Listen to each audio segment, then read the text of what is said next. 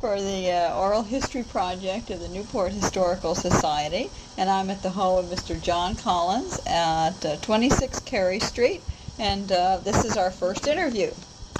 So, I was born down the street here, number 13. Number 13? And what year was that? I'm in 26 now.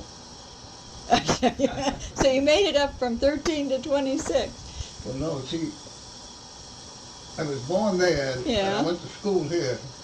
When you say here, where was that? Yeah, that was open 2 years when I went to school there. Which school is that? Carey School. Oh, okay. And then we moved over to Houston Avenue. Okay. The Connection Street. Uh-huh.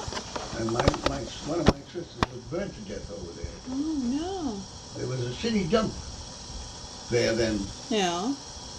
And where the high school was a city dump. Oh, I see. And down the street from the school was another dump. Uh-huh. People they don't believe me. See, but I'm almost 89 years old. So what year were you born then? What year were you born? April 3rd, 1896. All right. And were your parents born here in? No, my mother come from Dublin, and my father come from. And when did they come here? Did they get married here, or They got married here. Yeah. And My when did father your? was a gardener for Mrs. Harold Brown. Okay. My mother used to go out and do laundry work, and she got $1.50 a day. Middays, imagine. Yeah. Now, what year were they married? When were they married? I think my oldest brother was 2 years older than me. I don't know, must have been 92 or 90. My boy has got everything. My boy went over to Ireland, and he got everything about them, where they lived, went to school, and everything. And then he got a telephone at Christmas time. Oh no, in March. This man called him up in March, and his missus answered the phone, and she said, "Who's calling?" He said, "Dr. Lydon from Dublin." He said, "Is Bill Collins there?" She said, "Yes." So Bill got on the phone. He said, "Just Bill Collins?" "Yes, this is him." "Well, I'm your cousin. I'm Dr. Lydon. I lecture in Dublin College." He says, "I'm going to write to you and give you all your cousins' names in Massachusetts." We didn't know we had anybody up there. Huh. So he got talking, and Bill said, "Well, how did you find me?" He said, "Well, I got it from your cousin, one of the Lydon girls. She's a clerk in the courts in Dublin. My Billy met her over there, and she writes to him. And he says, I'm coming over next year to see, I want to come to Newport." And so Billy invited him. He said to Billy, "I'm writing to you." But Billy says he hasn't heard nothing yet. And he said, "My grandfather and your grandmother were brother and sister." Oh. Well, see, we never knew that. But my mother always told me that she had a brother in Dublin that was a very big policeman, And I said to her one time, "Why don't you take a trip home, Ma? We'd all chip in and send you." "Oh, no." He said, "This is my home," she said. "My 10 children. But there's only 3 of us left now. 4 of my sisters are dead and 3 of my brothers." Now, did they stay in Newport also? No. My sister lives in Miami. And one of my sisters was burnt to death when she was a little baby. Now, how did that happen? Oh, I was about 8 years old, I guess. So it must have been, it was a long time ago. It must have been over 70 years ago. Yeah. And then my other sister, Emily, she had Spiderman Jesus, and she died in 2 days. And she was only a little tot. Oh. See, they had no cure them days. Right. And then my brother Jim, they sent for me to go to California that he was dying, and when I got out there, he did die, and I buried him and I come home. Then my other brother was here 3 years ago. He was walking along the streets, and he got feeling bad, and he went into the doctor's office, and he had cancer of the lung. And then my oldest brother, he died 2 years ago with cancer of the lung out there. So I had one brother out there, retired. He retired from the government. He worked for Social Security. Then I have a brother that lives down the Cape. He just built a house down there this winter, down in a place called Stewart. Is it Stewart? No, it's Stewart. It's where them whales came ashore. Oh, I know what you mean. I can't think of the name of it, though. I can't either, but I looked it up on the map. He wrote to me and told me, he said, I'm just about settled now. That was at Christmas time. No, it ain't Salem. Well, is it Wellfleet? It's down the Cape anyway, so he didn't know. He worked for the government. He retired. And then when he retired from the government, he went to work for the Arabs for a while. And then he retired altogether, and he sold his place in Pennsylvania and went down the Cape. He was in the hospital 7 years. Huh. They took his whole side out. Oh, my But God. if he walked in here now, you'd think he was a fighter. Wonderful, never had a sick day since that, you know. He was in China when he got that. He was only a kid. He was on an oil tanker, and he got sick. He didn't feel good, and they brought him back, put him in the hospital in Carolina. So Mr. Frank Taylor was my boss at that time, and I told him about it. He said, well, I'll look that up. So he said they must have some venereal disease. That's why they put them. I said, no, I don't think so. So my sister was working in New York at the time in the Ritz. She was a hairdresser. And she got acquainted with that Secretary of the Navy, Knox, was it? Yeah. His wife. And she told her about it. And they had him transferred up to Beacon, New York. That's about 60 miles north of New York. And they sent for me to go up there in the middle of summer. It was awful hot. I thought I'd die that day. They just operated on him. The doctor came out and he said, who are you? And I told him. He said, he just went under a shot, but he'll be all right. The next time I'll get him. So he did. And because I couldn't stay there because they have to go to bed at 1 o'clock and stay in bed till 3. It's all, what do you call it? TB, I call it. I used to be Stuyvesant Fisher's home. Oh, it's a beautiful place. You should see the buildings and that. They have orchards up there and everything. And I could stay there if I wanted to stay overnight. They have guest houses. But I had to come back here to come to work. See, it was in the middle of summer, and was it hot? Oh! And the funny part of it is I had to leave Providence at 12 o'clock at night to get that train in the morning. There's only one train goes up there at 9 o'clock in the morning. So what year was this, do you think? Oh, you got me. That's quite a while ago. Oh, okay. He got out of the hospital. He went to work for the government. He had a big job at Quonset, and they closed Quonset down. And it was either get laid off or go to Pennsylvania, so he went to Pennsylvania. Bought a house there and done fine. He's got 2 children. One of them's in college, the other travels with some big orchestra. He plays in a band. So my family done pretty good, thank God. Well, now tell me. That's all my family right there. Well, you've got so Not many all of pictures them, here. most of them. Let's get back to your parents. Let's get back to your parents. I think I'll sit right here. What's the one? I want to talk about your parents. My parents? Yeah. You said your father was a gardener. He was a gardener, yeah. And he worked for... Well, when he was a greenhorn, I guess, when he first come over. Uh-huh. Did he come right to Newport, or did Yeah, he... they all my father, all his brothers and sisters came right here to Newport. Did they come at the same time? No. No. And they lived down on the Dane Street. My father's oldest brother had a house down there. And I guess they all boarded there. Oh, My Uncle Jim and Uncle Dennis, and my father and Mrs. Galvin, my father's sister. They were quite a family. Okay. And my mother, she had a brother was a coachman, and then she had a nephew that was a priest. Father lied and he died. He's dead. They're all dead, I guess. Yeah. As far as I know. So she came over because she had some My family mother came here? here, and my mother, when she married my father, she was working for Judge Gray.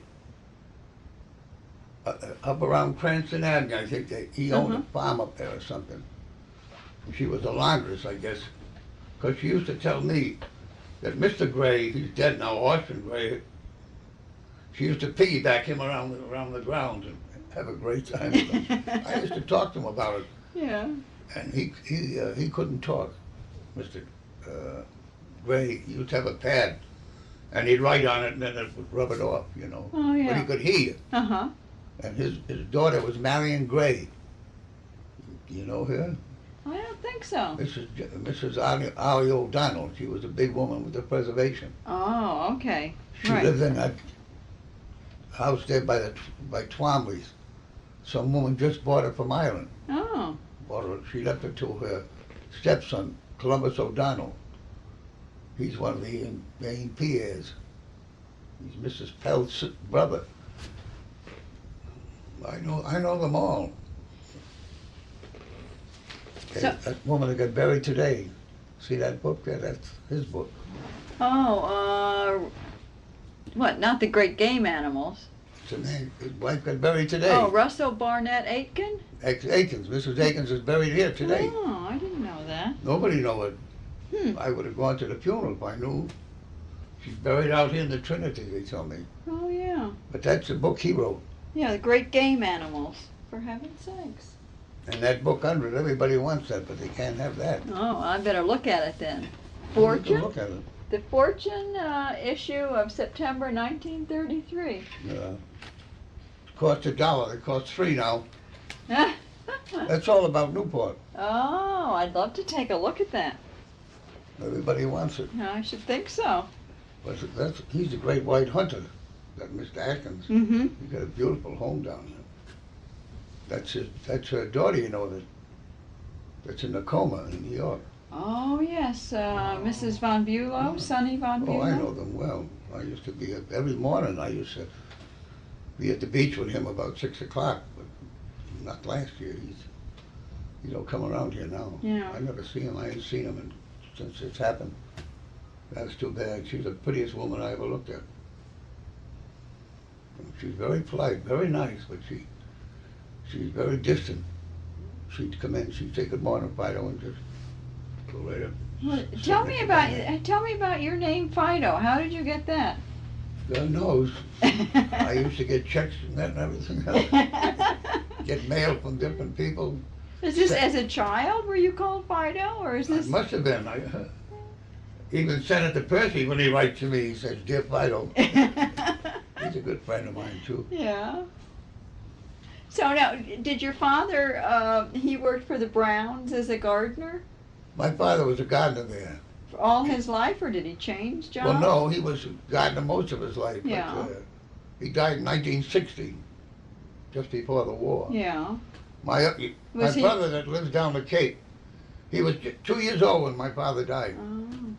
What did he die of, your father? Cancer. Oh. Dr. Stewart operated on him, he couldn't do nothing. Yeah. Stewart was a great doctor then. That's a long time Yeah. ago. Maybe Yeah. you know? So how old was your father when he died? Hmm? How old was he when he He died? wasn't very old. My mother was 61. That's my mother on the end. Oh, she's pretty. That's my father, the tall one. Uh-huh. So what happened to the family then when your father died? It must have been, When my father died, the war broke out in Yeah. 1917. right. I was working for Senator Gary's father. I was just about 20 years old.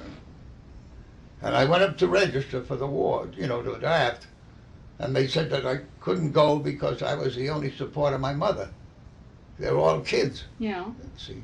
So I. You were the second oldest. Yeah. Right. My you- oldest brother was in the service, and he was in the Navy. He I was an see. expert on torpedoes.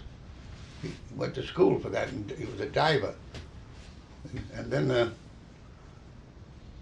when I quit Mr. Gary's to go to work for the government. I worked there 3 years, and then At the torpedo station? I worked on the TNT. Uh-huh. Then we all got laid off after it was funny. Secretary Daniels came over and made a big speech. We all had to go out and listen to him. He said there'd be no layoff. No, the next day we all got notice. So when was that? 1919? 1919. I Yeah. got $1.92 a day. That was my As pay. much as that? I was as yellow as gold. Yeah. My face and head and my hands. We worked on TNT, put it in booster charges. That's all we got. That was good money. You could buy a pack of cigarettes for a nickel. They cost you $1 now, someplace $1.25, you know. Now, what about your mother? Did she work also? My mother? After with all those kids? Sure, she used to work all the time. She worked for a man named Margin Perry. A lot of people don't know this, but he was a banker in Providence. And he owned a beautiful house at Brenton Point. He tore it down.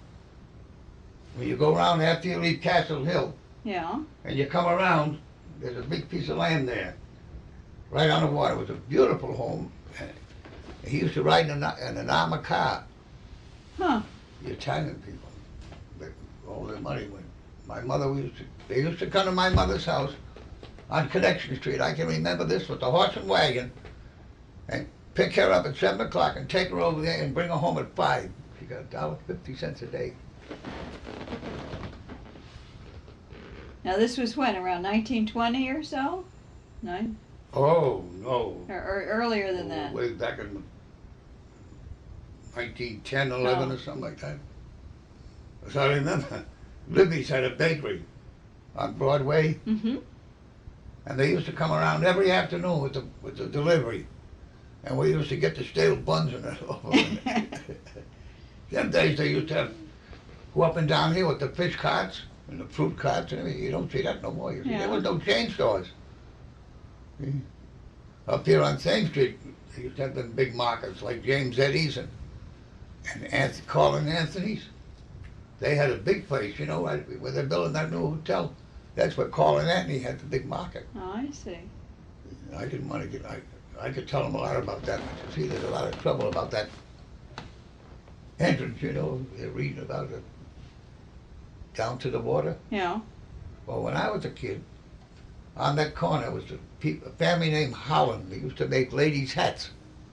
And on the other corner was the Colin Anthony's. And there was a wharf there, and Dugan kept all their horses and wagons down there. People don't seem to remember that. That ain't too long ago. That ain't too long ago. I know that man that's building that hotel. My daughter worked for him, Mr. Jewett. He's from California. Very wealthy, tons of money. He backed that last boat race. He bought a big condominium over here. He comes here about once a month from California. Must be great to have all that stuff. Well, speaking of when you were a kid, what kinds of things did you do in Newport to play? Did you have time to play as a kid, or did you... Oh, yeah, when we were kids, we had lots of fun. What did you do? We never had shoes. We always were barefooted in the Yeah. summer. You never see that now.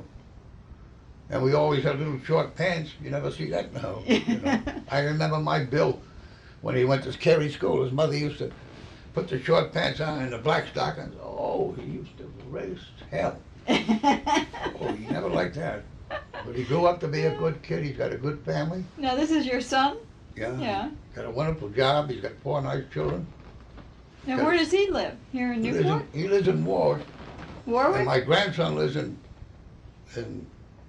Cranston. They live about 1.5 miles apart, just on the border. And he got a daughter that lives in Germany. She's got a very big job over there with the government. And then we got another boy, his picture's over there. He's down in Jacksonville. He's a radar man. He just got out of school. He called up last week. He's going over to Germany for a week to do some repair over there. He's going to see his sister. Then my other granddaughter lives in Providence. She don't live home. She has her own apartment. She makes these pies and cakes. And then that's the one. There was an article in the Providence paper about her. Is that? That piece was in there. Yeah. And then she, my other grandson, Jackie, he works up in Attleboro. Oh, I'll tell you what he makes. He's a wizard too. He's a baseball good kid. Oh, that. That's for your eyeglasses. That's an eyeglass case. Oh, that's like, isn't that? But that's stainless steel. But you want to see the pocketbooks and the bags they make, and cigarette cases, and that's handsome. they make a lot of gloves, Uh-huh. stainless steel gloves. And I said, who buys them? He said, the butcher. And they make just these two-finger gloves. Yeah. And then they make these skin divers suits out of steel. Yeah. See, the sharks can't bite that, can't penetrate that. That's stainless steel. And he said they're very busy. You only see them in the big stores.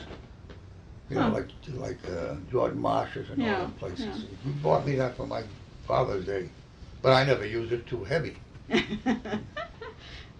He's up in Attleboro and he's got a good, very good job up there. So He now, drives back and forth every day, and sometimes they send him up to Boston to do some cutting. He does a lot of cutting. I guess it comes in big sheets like. It's it's like silver, but they must dye it somehow. yeah, they must.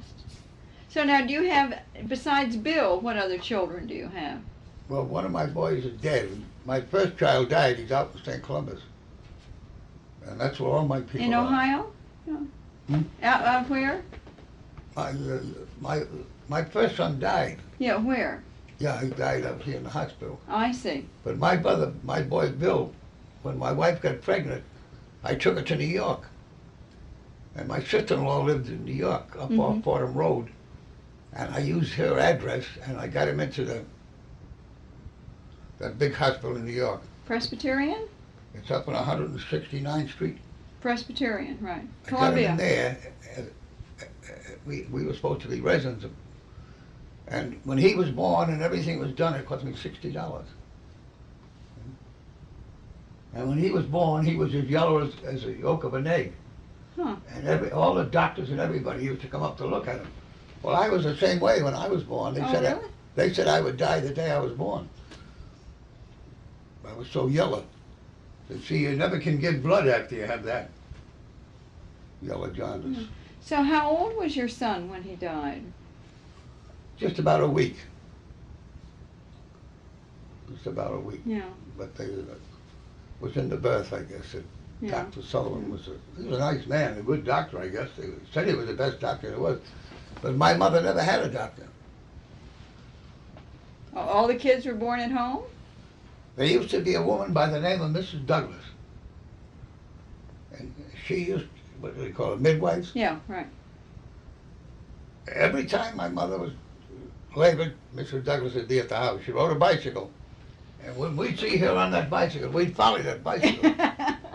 And she never took a nickel. Is that right? Never took a nickel.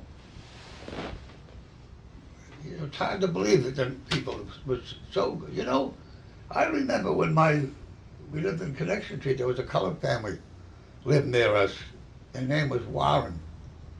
They came here as slaves, the old people. Right. And these were the offsprings. And if my mother was sick or anything, they were always over in the house. They'd take the sheep and take them and wash them and bring them back. But people today don't give a damn. You could be out there on the ground and you wouldn't come near you, would they? That's I right. can tell you a case of that happened last month. See, there were three fellas that worked together, my brother, my boy and two others, and they got transferred to Florida. Two of them was in Melbourne, one was in West Palm Beach. Mm-hmm.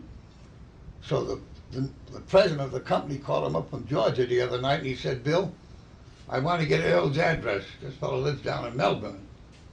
So Bill says, I give him the address, and they called Bill back and said, the phone is disconnected. Well, Bill said, well, no, I think I know something. So Bill knew this girl, a school teacher, down in Naples. That's a beautiful place. That's on the west coast of Florida. Right. So he called her up, and she said, Bill, right after you left in February, she died. And 10 days after, he died, her husband. Billy said they were retired, they had well off, they had a nice boat and a car, and they had money. So she said, I went over there.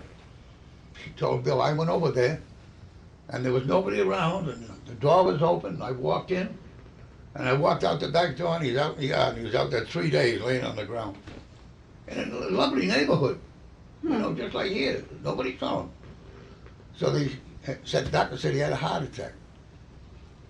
So they're all upset now, the whole company, you know, because he was a good man, but he was retired. He had a medic retirement, disability, I guess you call it. Hmm. So it upset my bill because my bill goes down about every year since he lived there about 20 years ago. He had a nice home there. He goes down every year now in February, and he always goes to see that couple. Sure. They were so nice to him. He was kind of Too dumped bad. here, sadly.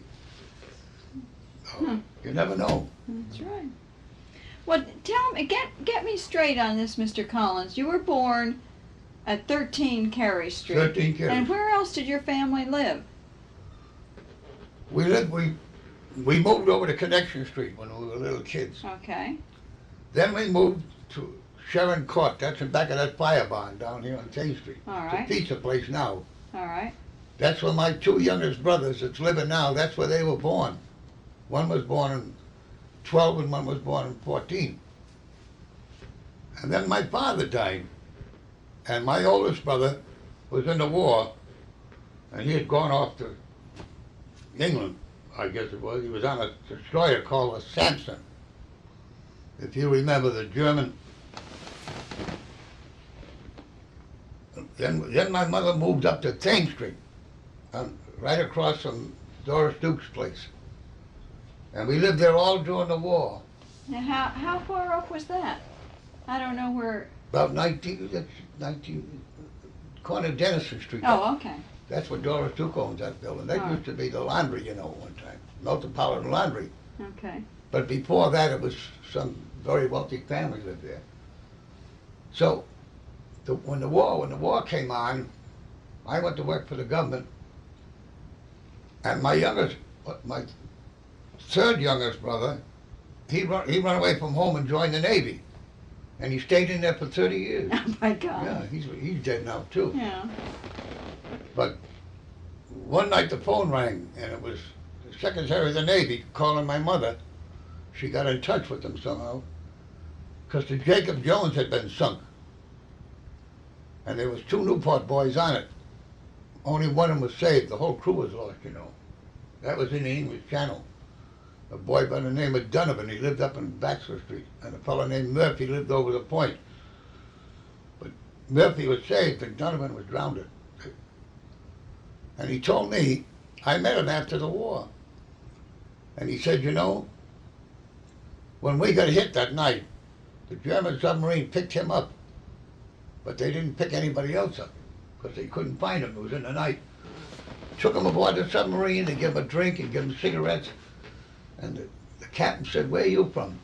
He said, Newport, Rhode Island. He said, I was up there. I sunk a couple of ships off Newport. He walked down St. Street, that captain. And he went down here to visit some people down on Connection Street. Do you remember? You don't remember that? No, Well, that's true. His name was Captain Rose, and see, we wasn't at war then. And he was in the harbor here, and he went out and sunk ships out of here. Oh, that's real history. And I'm not mistaken, that Sheriff O'Brien, was his name? James O'Brien, he was sheriff. I worked with him at the government. They said he went out and greeted the German captain. Now, I don't know if that's true. huh. And my daughter worked for a fellow by the name of Taylor. He was here this winter, and I think it's Eric Taylor's nephew. Remember Eric Taylor just died not long ago? Yeah. He's her boss, and she said he's a Newport man. Huh. And he gave her a month off for Christmas. She was home for a month for Christmas and New Year's. Diana, she's a smart kid. She went over to Germany, never had no job or nothing, got a job the next day. Been over there about 3 years, got her own apartment, bought a car over there. Great to get around her. 26 years old. But tell me about when you were a kid growing up in Newport. What kinds of things did you do? Oh, You about and your everything. friends. I've been working since about 10 years old. Yeah. Well, what kind of jobs did you do? Everything. Well. Drove horses, Yeah. wagons. I worked on when they built Rice's house. That's the White House. I worked there. Uh-huh. And I worked at the Marble House for Mrs. Belmont, O.H. Belmont. Right. I used to scrub floors there. I got $45 a month. And I worked in Ogden Miller's house in 1912, $9 a week. That was good money. You can Yeah. figure it out. When my, What fa- did- when go my ahead. father died, he was getting $45 a month. They get $1,000 a month now, gardeners. It's just hard to believe. People don't believe these things. When I I worked know. when they were building the Widener house, he got drowned on his Titanic, Mr. Widener. Yeah. When they were building that house, I worked with the iron workers. I was only a kid. Putting them fences and that up, I got $2 a day. The best part of the job was they used to pick me up, bring me back and forth. I don't know. They used to come up. They used to go to New York.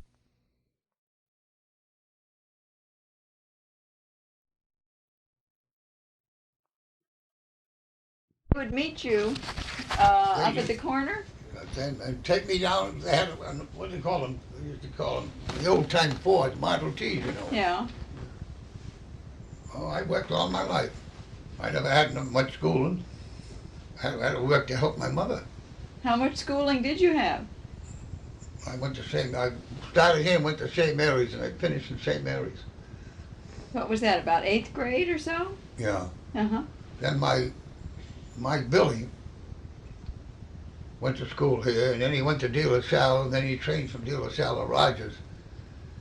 And then he was in the Air Force for 4 years.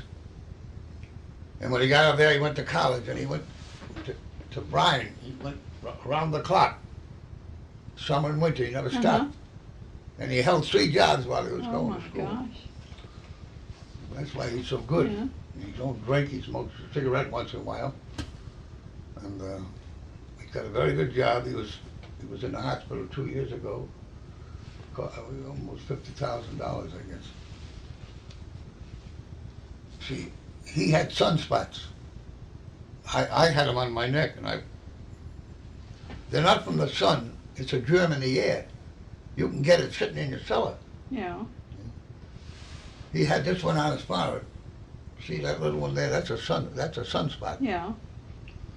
Well, he had one there, and they had to cut it out. You could put a thimble in there. Cost him $500 in 1 hour. I had to go to New York. There's only one doctor could do it, and he's in New York, a specialist. Huh. This specialist in Providence said, there's only one man, and I'm going to make arrangements for you. So he went to New York, and the man looked at it. He said, I won't do it today, but I'll give you a call. So he called him in maybe a couple of weeks. He went down in the morning, and you could put your finger in there. And you had to get up every morning, every night, and swab that. Don't let it heal. You know, Yeah. heal from the inside. Right.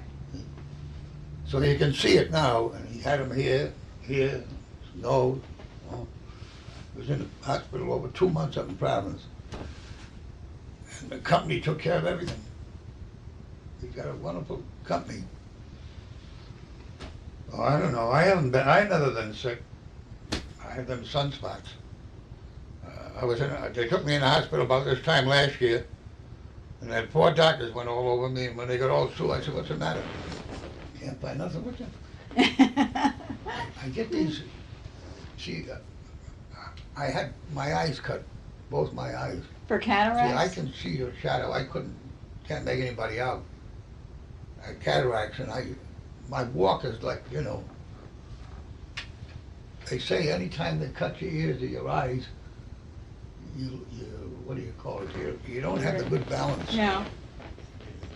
And I just got these new glasses about a month ago.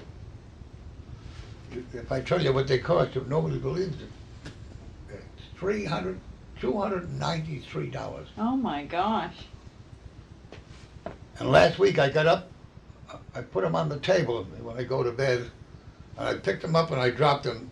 I had to go up there. $22 for a new frame. 5 minutes to put it in. What do they cost, 10 cents? Oh. You could buy a pair of sunglasses for $1. The frame is just as good as this. Because this friend of mine, I was talking the other day, I said to him, you got new glasses? Hey, he said, no. He said, I bought these down to 5 and 10. $11. So he talked to the eye doctor, and the doctor says, can you see? I see fine, he said. He said, well, that's all you need. And my father used to buy them in a 5 and 10, my mother. Yeah. We know some people who do that too. Well, this fellow told me, he says, I can make out the bill, he's got a business, he says, I do everything with them. $11. And then I go and pay all this, because these won't break, you know, these are plastic. Yeah, they're special. They're 10 layers of plastic. See how thick they are. See this? Oh, yeah. The thickness of them. Uh-huh. There's 10 layers. These are made up in Rhode Island. That's money, huh? Not only that, see, I got 3 pair. The doctor told me a couple of months ago, he said, you better get another pair in case you break them or lose them or something. So I went and did it. I never should have done it. Oh, well. When you were growing up, did your family go to church? Huh? Did your family go to church when you were growing up? We went to St. Mary's. Mm-hmm. And there was a priest by the name of Father Reddy. Yeah. That was one of the clergymen. Mm-hmm. And they told him to go down to Fifth Ward and make a parish. And where the Hibernians is now on Wellington Avenue, Yeah. that was the parish. That used to be a Baptist church years ago. So he went in there, and where St. Augustine's is, that was a cow field. They Oh. had cows in there. Yeah. And they built that church then. And across the street, where that building belonged to Tabor, he used to be a state trooper. They used to call that the rectory. He made it into a condominiums, I guess, or apartments. And across the street from the church, there's a big 3-decker. They moved that from where the rectory is over to there. And there was some army sergeant bought it and made it into 3 apartments. Huh. So did your family go to this church every Sunday? Yeah. I Tell don't know if they went every Sunday, but they... Yeah. Tell me how this neighborhood has changed over the years. Huh? This neighborhood, how has it changed over the years? Oh, it's, when I was small, that was a lot over there. Across the street, yeah. And then across from the school was a big lot, because we used to run over there and go over to Morton Park. See, and Morton Park then was beautiful. They used to have big rails all around it, and a bandstand right in the middle, and Oh. band concerts every Sunday, Yeah. and all nice shrubs and everything. You know, it's a mess now. And down on, see, the first polo was played here, the first golf and the first tennis. They must know that, everybody. Well, tell us about it. Well, you know down there where Sicky's is, Or who is? Sicky's store, you know, Oh, okay. on Morton Avenue, Yeah, there's a gas station. right. When I was a kid, that was a lot. They used to play ball in there. That was the first polo field in Newport. Oh. And they moved from there over on Commonwealth Avenue, I guess they call it, over on the other side of the country club. Uh-huh. They used to have a big clubhouse there. And we were kids, we'd be barefooted. We used to ride the ponies. You ride one and tow one behind you. Would you be paid for doing this? 15 cents or a quarter or something like that. They get back about 7 o'clock at night. See, in them days, they'd go to the casino and play tennis, then they go to the beach and swim, then they go to the country club and play golf, then they go and have tea, and then they go to the polo. After the polo field, Tommy Taylor's father made a golf course there. Tommy Taylor, he just died a couple of months ago in Yeah. Palm Beach. And people don't believe them things. And there used to be a well there. And everybody used to go over and get water. Now this is where? Over by this park? Or Like this? Breton Point. Oh. That was where the polo field was. See? Well, who would come for the water? Well, people just like ourselves. Anybody had a car or a horse and wagon, they used to go. Well, they had one of them out in Paradise Avenue. And they closed that off too. Huh. People used to go there with 5-gallon bottles and Yeah. gallon bottles. They said it was, you know, I guess the gas and oil, everything in the cars going off the road. There's a brook runs through there. You know what I mean now? Yeah. We used to go there and get the watercress too. There's watercress in there. Huh. People say, you talking right? I said, no, I ain't. I remember down on Ruggles Avenue. That was a big farm.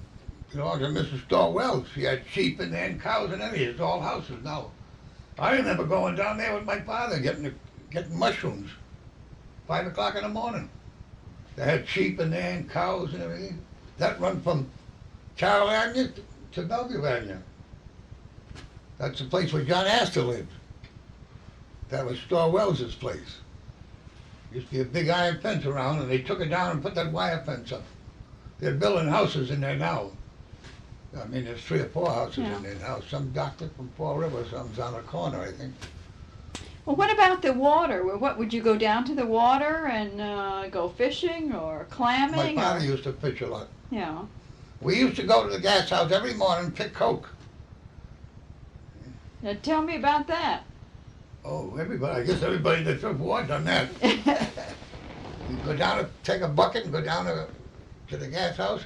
Now this is where the Providence gas. Gas house over in North Avenue. That was a big place there. Okay. They had all them houses there. They tore them all down. They were like block houses, like you see in England or in the mills and things.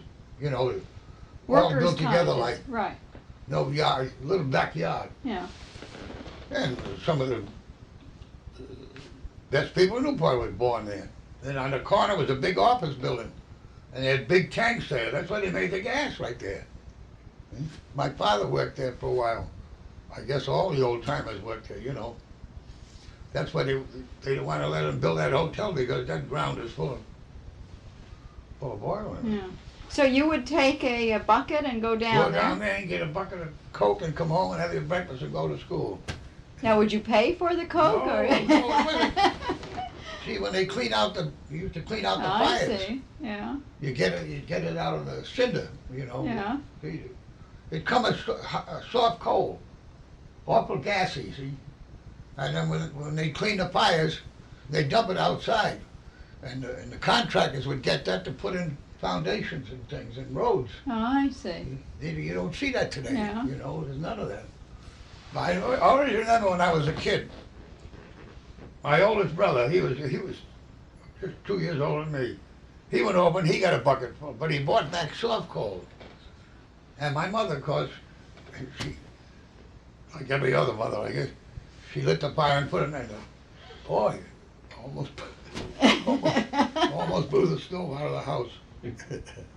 Poor Ma. She's a good woman, boy. She was born on Easter Sunday and died on Christmas Day. Huh. She always wanted that. She told me that. Yeah. Now, what year was she born? Do you know? No, my Billy has the whole history. Yeah. She died in 32. And she had a sister by the name of Mrs. Philip Dring, lived on Turner Road. The house is still there. She was 99 and 9 months when she died. Is that right? They were getting ready to give her the cane. You know, if you live 100 out there, you get that cane. Uh-huh. So that's quite a story about that. And that house is still out there. And where the electric corporation building is, it's just down from that. It's a nice little house. And she lived in a rocking chair for over 40 years. She couldn't walk. Huh. She got paralyzed, the legs. And she used to have a rocking chair with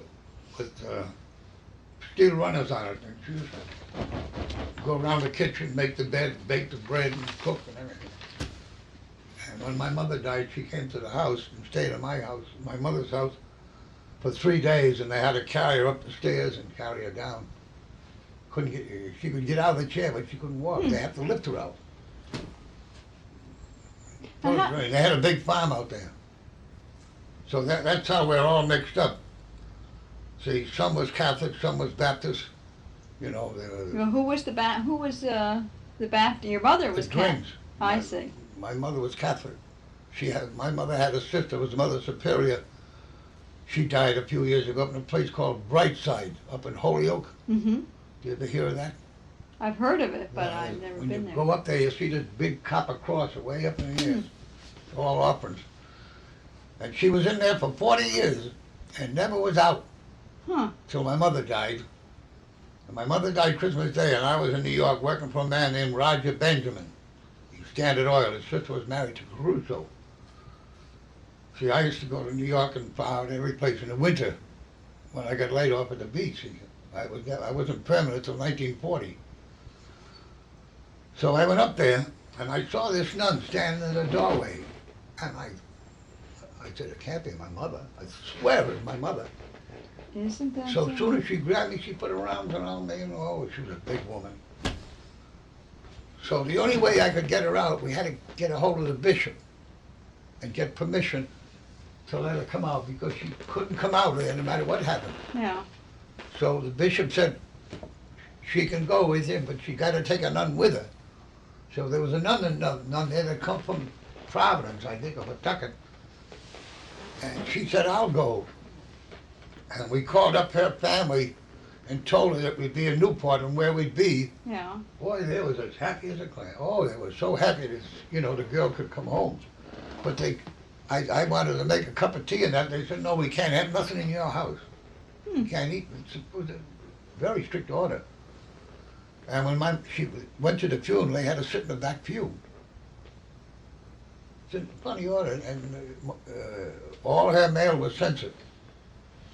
If my mother wrote to her, they'd read the mail, or if she'd write to my mother, they'd read the mail. And my mother went up there and stayed there one time for about a week in the guest house, and she told my mother, don't ever send any more money, they take it away from her. Huh. My mother used to scratch the money to send to her.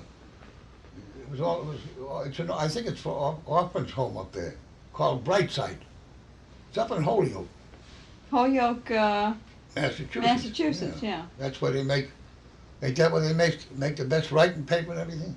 I think so. They have the best water in the country or something. Is it Holyoke? I think so. Hmm. I think I know a fellow lives up there and his wife, a school teacher. Yep. Well, now tell me about when did you first start working at Bailey's Beach? 61 years ago. This summer. And what was your job there? I went there as a lifeguard. Now, where did you know how to swim? Oh, yeah. When did you learn how to swim? Used to be my little girlfriend there, Gloria Vanderbilt. She was here a couple of years ago with me. And she had that picture taken and given to me, and I said, she said, if you come in my office, you'll see it right on, everybody comes in and sees it, right in front of everybody. That, her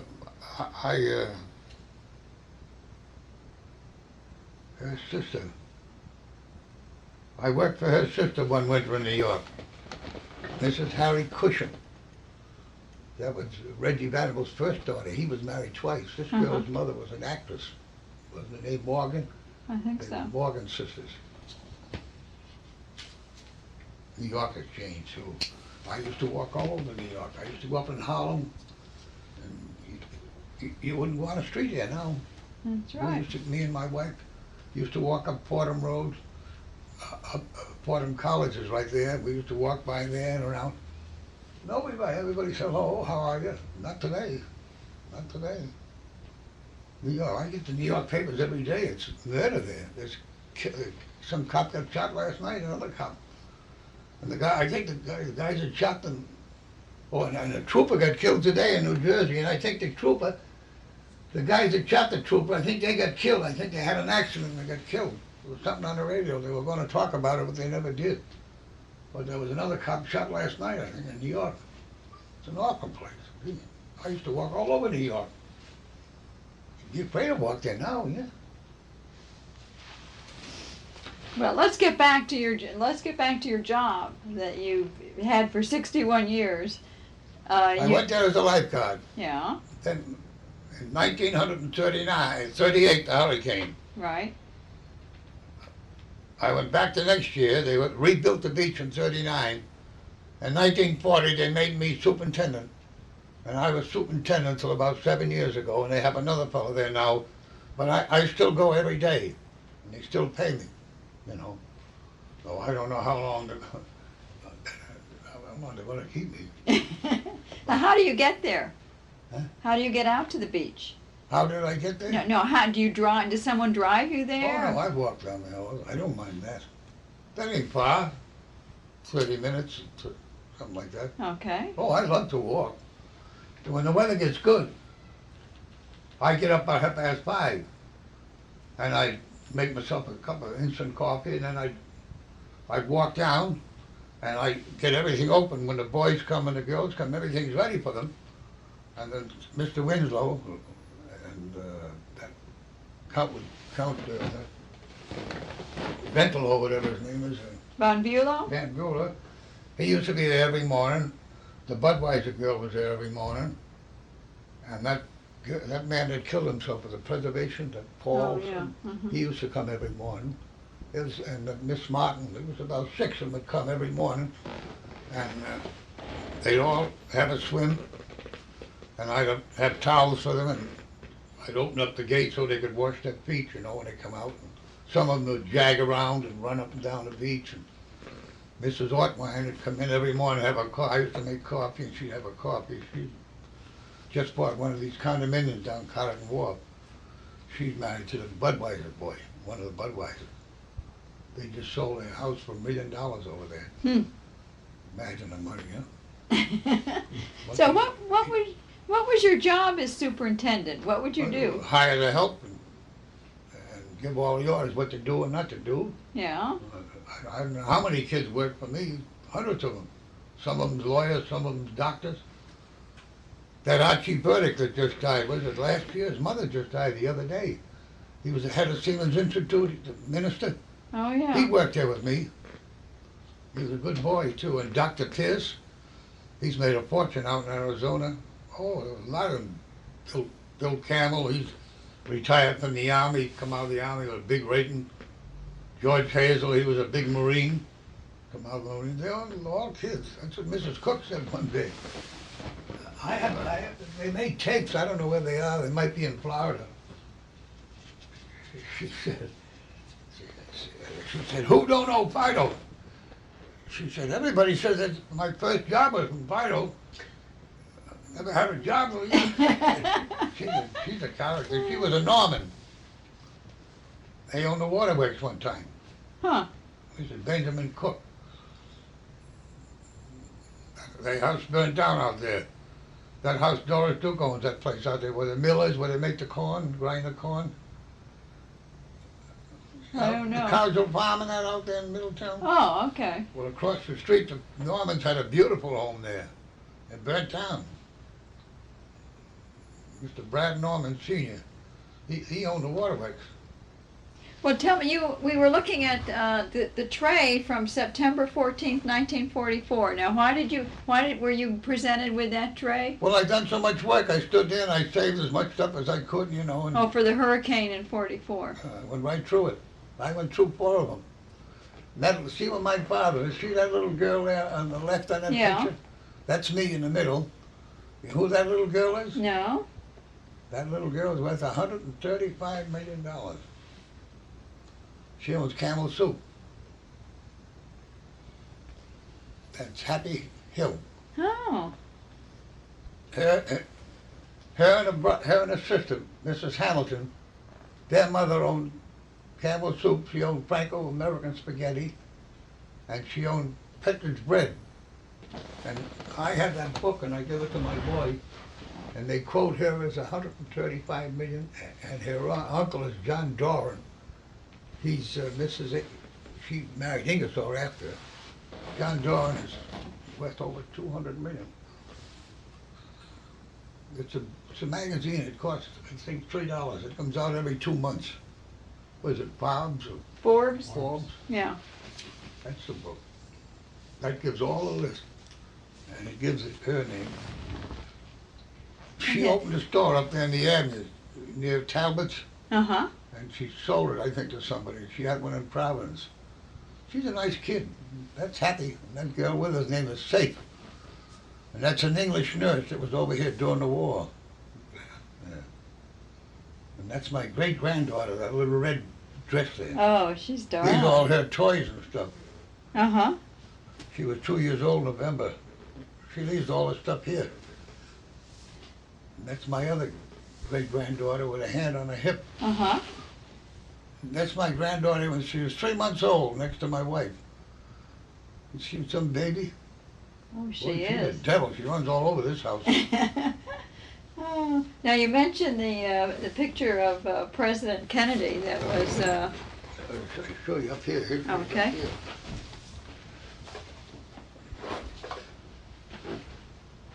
Oh, this is a picture of you, No, that's my boy. your boy. See that where it was cut? His Oh, nose, it yeah. was cut on his nose. This year she was. This year's 3 months. Uh-huh. And that's taken here about a couple of months ago. Oh. And what's this house over here? Hmm? The pictures of the house over here. Oh, that's the beach. Oh, that's at the That's beach. the beach, huh? and this is all my gang. Okay, and you have a plaque on the tray here that says John J. Collins, 1923 to 1973, in grateful appreciation from 5 generations of members of Bailey's Beach. That's my grandson. Uh-huh. He's down. Oh, he's a good-looking boy. Yeah, he's down in. He just bought a car. He's down in Jacksonville. He's a radar. He just got out. He's been going to school for about a year. Huh. Different schools. Yeah. What about the bust of President Kennedy over there? Well, my granddaughter bought me that Uh-huh. right after he got killed.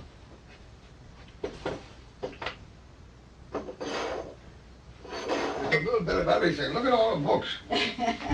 These are all about Otto Kahn, and there's one book there that nobody else has got. Americans Are Alone in the World. You ever hear of that? No, I didn't. You can't buy it. I try everywhere to buy it. Otto Kahn's life was there, and Edgar Jones, and Wally Buchanan. He was Nixon's top man. Uh-huh. He can't talk now. You don't know nothing. Huh. He can't be alone. He ain't been here in 2 years. So I asked the other day about him. The fellow was down there to see him, and he said, he just does that to you. All the money in the world. Isn't that something?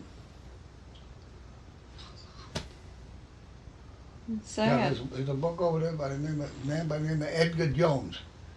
He was a wildcat oil man, and he was indicted. Roosevelt had him arrested. He wouldn't give him any money. So he went to the Supreme Court, and he went 9-0 in favor of him. And he told me that nobody would print his book. So he went and he bought his own presses, he bought everything, and print the books himself Yeah. and give them away. Ain't that something? That is Edgar something. Jones. And there's another book about Americans Are Alone. I'm in that one. They talk about me in there. This Italian writer was here, and he wrote the book. He traveled the whole United States, and he said, we haven't got a friend in the world. Huh. We ain't either. Just they want that dough, that's all. But he said, every place I went, I saw this Fido. See, I used to go to all the houses. And he said to Joe Frazier, what's Fido's name? He says, I don't know. I know him for 35 years. But Oh. Now, how long have you lived in this house? about 20 years. Uh-huh. Now, when you got married, what year did you get married? Oh, 54, 55 years ago, I guess. Yeah. That was, Now, how did you meet your wife? I met her doing probation. Yes? Is there a story about I that? met her in a place you wasn't supposed to be in. We was in a place and some guy, I don't want to say that. We got told to get out. We were all right, but the other people wasn't. So we went to another place and they welcomed us. And that's where I met my wife. Now, what was your wife's name? O'Neill. And her first She was born name? in Fall River. But she had been married before. She was married to a man named Hyde. And he left her after the war, he left her and she never heard from her. Never heard her Huh. seen him. Now, how did she get from Fall River to Newport? Was She came here with her mother. to live or to? Her mother lived with me for years, a long time. She was a fine old lady. My wife was a seamstress. She used to work, when I married her, she worked in Bordorf and Goodman's. No, I mean, not Bordorf and Goodman's.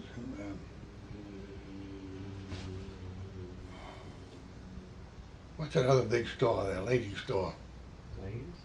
Saks Fifth Avenue? I used to go down and wait for her. I was working in New York that winter, and I used to go and wait for her. She'd come out. She was a seamstress. See, you come in. Not Bergdorf Goodman? No, Bordorf and Goodman's. No. Saks, Lord and Taylor? That's up where the Vanderbilts used to live. That's up on 57, 58th Street. Takes in that whole block. Taylor. That used to belong to Mrs. Vanderbilt that owned the Breakers. They used to have a notch where they used to drive under it, all glass. Commodore Gary had one up on 61st Street the same way. Well, so did you meet your wife in Newport or down in New York? But see, when the beach had closed and I'd get laid off, Yeah. when I first went there, I'd go on the steamships. Or I'd go to Palm Beach and work at someplace. I never stayed one place twice because I was young and I didn't give a darn, you know. I mean, every year you'd work for someone else after the beach closed? Hmm? You work for someone else Well, I every used to leave town, and one time I got through at the beach and I got a hold of Mr. Connie Moore, because he's dead now, and he was a great. Well, what kind of work did you do in the winter when you would go to Palm Beach? Most anything. I used to do butler work, Yeah. houseman's work, gardening work. I worked out the Glen Farm all one winter moving trees, you know. And then when Mr. Gary sent me that letter, it was awful bad times. I went to New York. I went to 88. I went to the shipping board, and he was the chairman of the shipping board. Now this is funny. I walked in the office, and there must have been 200 men in there, in the employment office. I walked over to the desk, and the man said, "What can I do for you?" I took the letter out, and I showed it to him. He said, "Just a minute." He called up. This is 10 o'clock in the morning. He said, "You ready to go?" I said, "Yes." He said, "Be in Hoboken at 1 o'clock, and you go to Argentine." Oh my gosh. So I went over to Hoboken. About 10:30 I got over there. They told me, "Go to the Battery and get a passport." So I came back to New York, went down to the Battery. I had to have my picture taken, cost me 50 cents. And they give me the passport, they fingerprinted me and everything. I went back to Hoboken. I got aboard the ship. I signed on. 1 o'clock, we went out. In 10 days, we was in Brazil.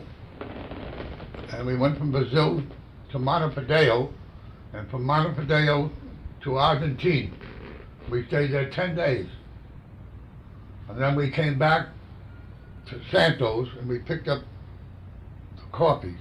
About 200,000 bags of coffee. It was a big boat. It was a passenger and freight. Uh-huh. And then we go to St. Thomas and get the water and get the mail. Then go back to New York and unload and out again. I was 7 months on the water. Now, what year was that? 22, I think. It was the World's Fair in Brazil at that time, in Rio de Janeiro. We spent a lot of time there. Oh, it was good there. The beer was good, you know. All German beer. Yeah. Used to sit out in the cafes. You might see pictures and see the cable cars that go from the mountain to mountain and all that. Sugarloaf Mountain. And in Argentine, what do they call that? They got some name for them mountains.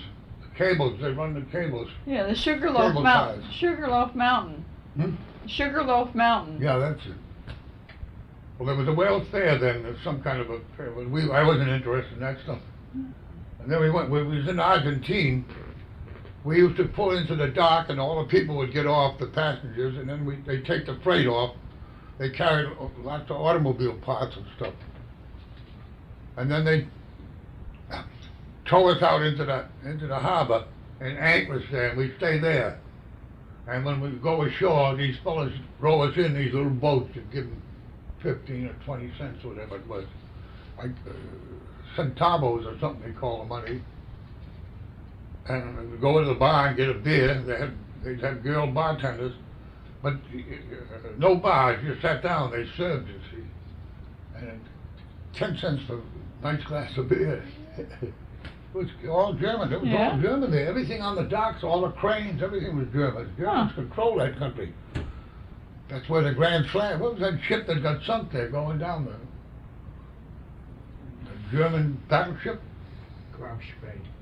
Gromspay? Is that it? Yeah. They scuttled it down the River Platte, that is, all the way down. That river just like that, the color of that. The boats go around the bottom, they scrape the bottom, all the way down. It's 100 miles down. Oh, and when you go over that equator, that's the thing, you have the fun. The sun is right up there, and then they have the big tank, and they have these fellas up there with the long hair on them and all that stuff, and they get you up there in a chair and they throw you into the pool, you know. And you get a certificate. I got one upstairs. Got the seal on it and the captain's name and everything, Captain Ross. Have a good time. They bring steerage passengers back too, you know. There was 3 Newport fellas on there. I was the third one. There was 3 of us on that boat. One of them was like they call him a watchman. More like a master at arms, you know. They stand on the gangplank when people come aboard, identify themselves. You know, and the last trip I made coming out of Brazil, we left at night. It was raining, awful bad night when we pulled out, and we got a fellow from Boston on there. He was on the beach down there. We sort him away. And do you know that just as they were pulling up the gangplank, he went right down that gangplank. He wouldn't come back. Huh. He was full of that drink down there. Cassash. It's made out of sugar cane. See, they stop working at 11 o'clock, and they don't go back to work till 1. Them people that load the boats, Yeah. and they drink this little glasses like that, strong as a mule. And all they have on is a pair of shorts. All these big colorful. They carry the coffee on their heads and they dump it onto this belt, and the belt goes right up to the boat. It's all green, you know. Yeah. See, they cooked that in New York. They used to do it up in Eddie's. Eddie's used to cook it up in Thames Street. So what was your favorite job Oh, in I the don't winter know. time? Down the beach, I guess, is about as good as any. Oh, I worked for some big people in Palm Beach.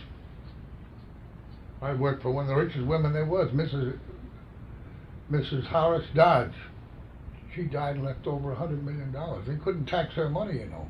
Her income was $5 million a year when I worked for her. Huh. Now what did you do for her? I was a butler. Waited on table and took care of everything. Took care of the silver and that. I done that for I worked for Mrs. Hutton, that owned all of Bird's Eye Food. She had 45 people working there. Huh. They just sold that house for $14 million. She was married to a man named Davies. He was ambassador to Russia. They owned that big boat, the Flying Cloud. They had about 55 or 60 men on it. That takes in a whole city block. And she left it to the government when she died, and the government now cost too much to keep it up, so they sold it. The 2 fellas from Fort Lauderdale just bought it, they say. And her daughter was a great actress. Robinson, is it? Her husband's name Robinson? She's a great actress. She was married to a man named Hutton.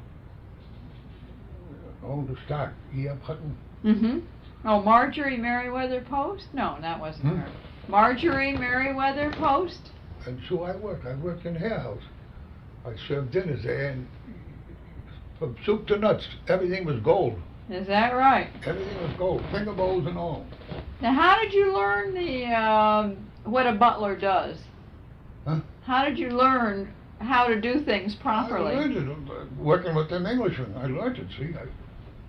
I work with some of them caterers. Some of them guys are very clever, you know. You know, most of them Englishmen, they work in a lot of families. They work for nothing. Just like the chefs in France. You go Yeah. to school in France, see chefs. To become a chef, some of them have to pay. That's right. So did you have a special uniforms you had to Oh, wear? sure. When I went to work for Mrs. Dodge, she married a man by the name of Dillman. Hugh Dillman. He was married to Margie Rambeau, the movie actress. She was an actress. He was a chorus boy, and she said he was gay. She divorced him anyway. She married this. Oh, I know he was a gay boy. They had 2 valets in the house. They had 3 chauffeurs. And the house cost $7 million to build. Huh. And they raised her taxes, and she tore the house down. Of course, she died. There's little houses built on it now. It's right in Palm Beach, right on the ocean. I was there 4 months with her, and she wanted me to go to Detroit. She said, just name your price. And she was building a house in Detroit, copying wires. She had the pictures, all the pictures of Wagner's house, and she was going to build the same house in Detroit. I don't know if it was ever done, but I guess she had the money. There was a man on here, after she died, talking about her. He was the head of the Internal Revenue, and he said her income was $5 million a year, and they couldn't tax it because it was municipal bonds. And she had a daughter that married Jimmy Cromwell. He was ambassador to Canada. And he had a daughter, and she left that daughter $50 million. She was here a couple of summers ago. I think she's on the coast. She lives out in California now. They had trouble over here. She lived out next to Mr. Jurgens over there that just died. They had trouble over there. I think they were sniffing coke. I guess everybody. Well, when you worked for these people, what was did you have much free time, or did you work 3 meals a day when you were butlering? Oh, no, you're working in private houses. Yeah. You get up in the morning, you do your work, and then you have your lunch, and it may be your day off or your afternoon off. When I worked for Paris Singer, I worked for him at least it's over 60 years ago. I used to go to work at 8 o'clock and do the chores. Then we'd have our lunch at noontime, and then we'd go over and we'd sit by the linen room out on a bench.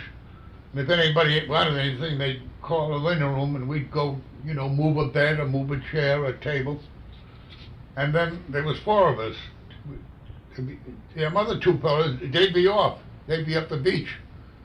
And then 5 o'clock, we'd all have supper. And then we'd be off at 5 o'clock, and they'd go on till 9. I see.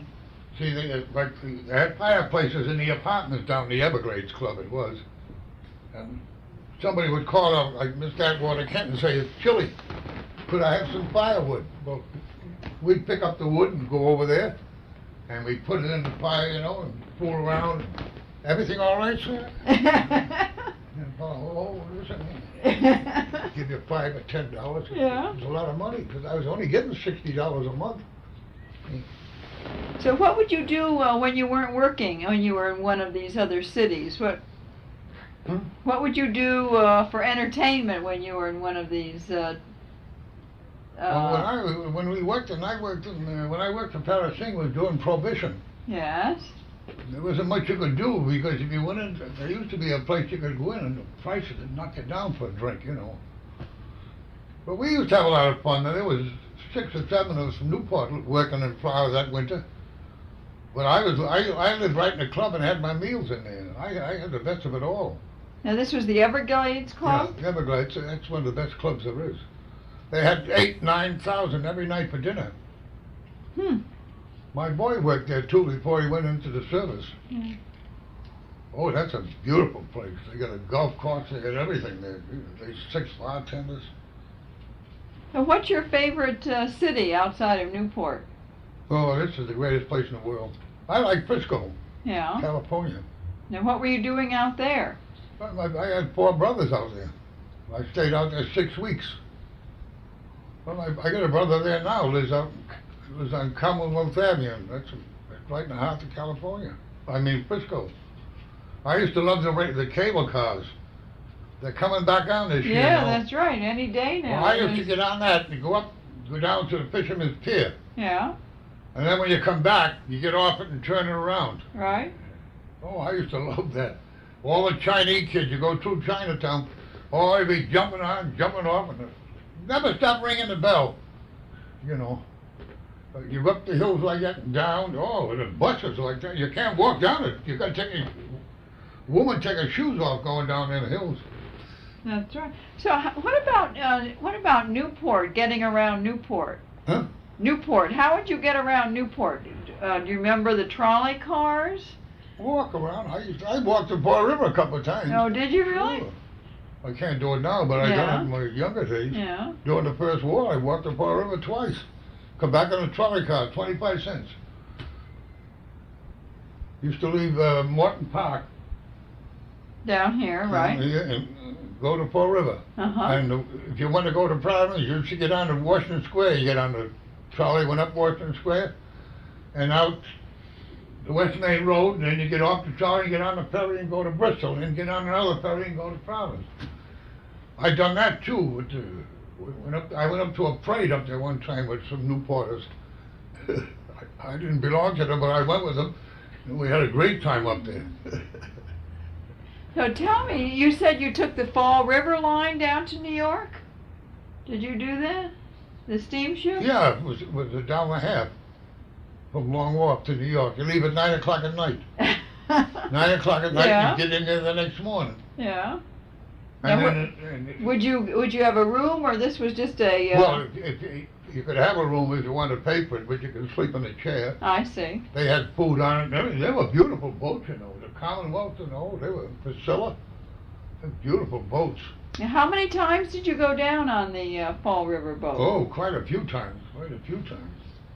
I even bought my Billy was an infant. I bought him home and him in the carriage on the Fall River line.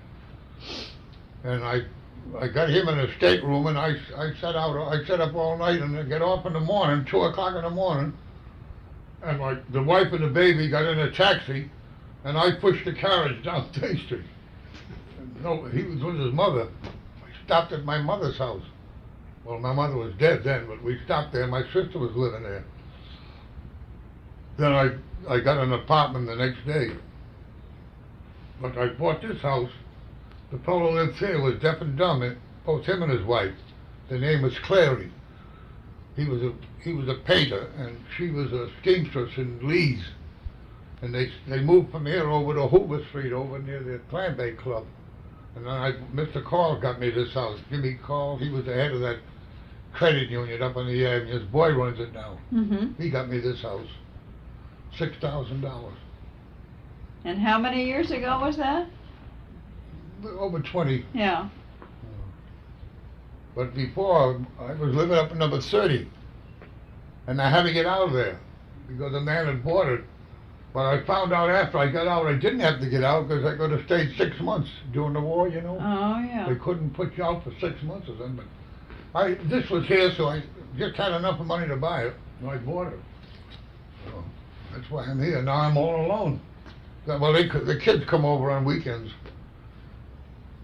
They were over Saturday. I don't know, they might come this week. He said he's coming over. We want to go down to Peckham's and get some stuff down at Little Compton. You ever go down there? Been to Little Compton, but what's the name of the place? Peckham's Nurseries. Oh, no, we haven't been there. Oh, you should go down there. Okay. Oh, it's beautiful. You want to see the stuff he's got. We were down there a couple of times last year. Oh, they got everything down there. It's way down, Peckham's Nursery. I went down there last year. They have these, well, I got them, my friend grows about 2,000 of them. They grow them from seed. They grow them in a small inch pot. Then they have to keep moving them up to a 4-inch. And they're all pink, and they got a white streak in them.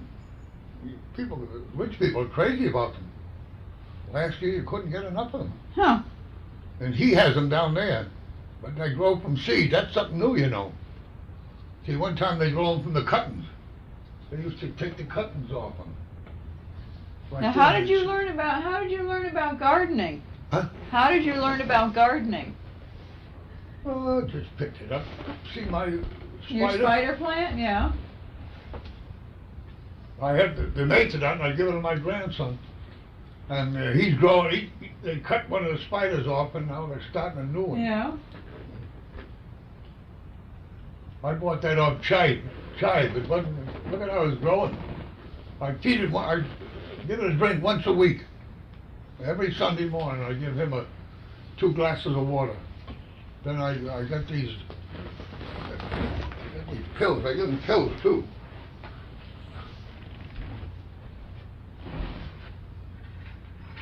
Oh, the Jobs, is it? Yeah. Oh, yeah. Yeah. Hmm? Yeah, we have these in the basement. I bet I ought to get them out Do and you? start using them. You use them? He's got I got them in all the plants. Yeah, I good. put one in all of them.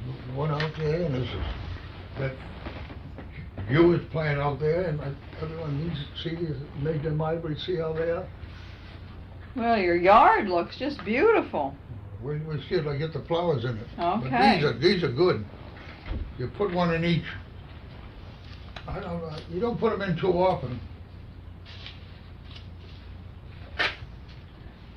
And then the rhododendron, you have to pour acid over them, makes them green. See, people, I know all these fellas that's gardeners, you know, Alan Booth, he's one of the top gardeners, and Billy Murphy that died, and Johnny Almeida and Eddie Souza, them guys are experts. They can do anything. They got real green thumbs, them fellas. But I love plants, I love flowers. Gee. Well, you can tell that. Oh, you should see that beach last summer. Oh. They had the postcards made. John Hops took the pictures. The postcards are made in Italy. Yeah, right. They make the best cards, you know. I know. I have one here. I think I used to have 2 or 3 of them. Now, Here. his pictures are beautiful.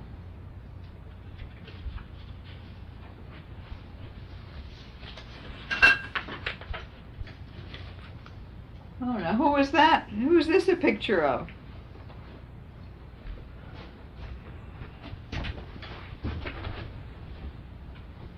That's Genevieve Ryan.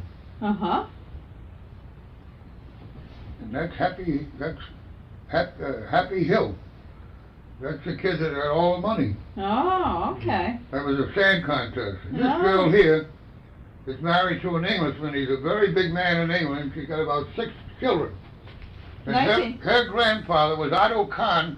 He kept the opera running in New York. Oh, 1946 that picture was Yeah. taken.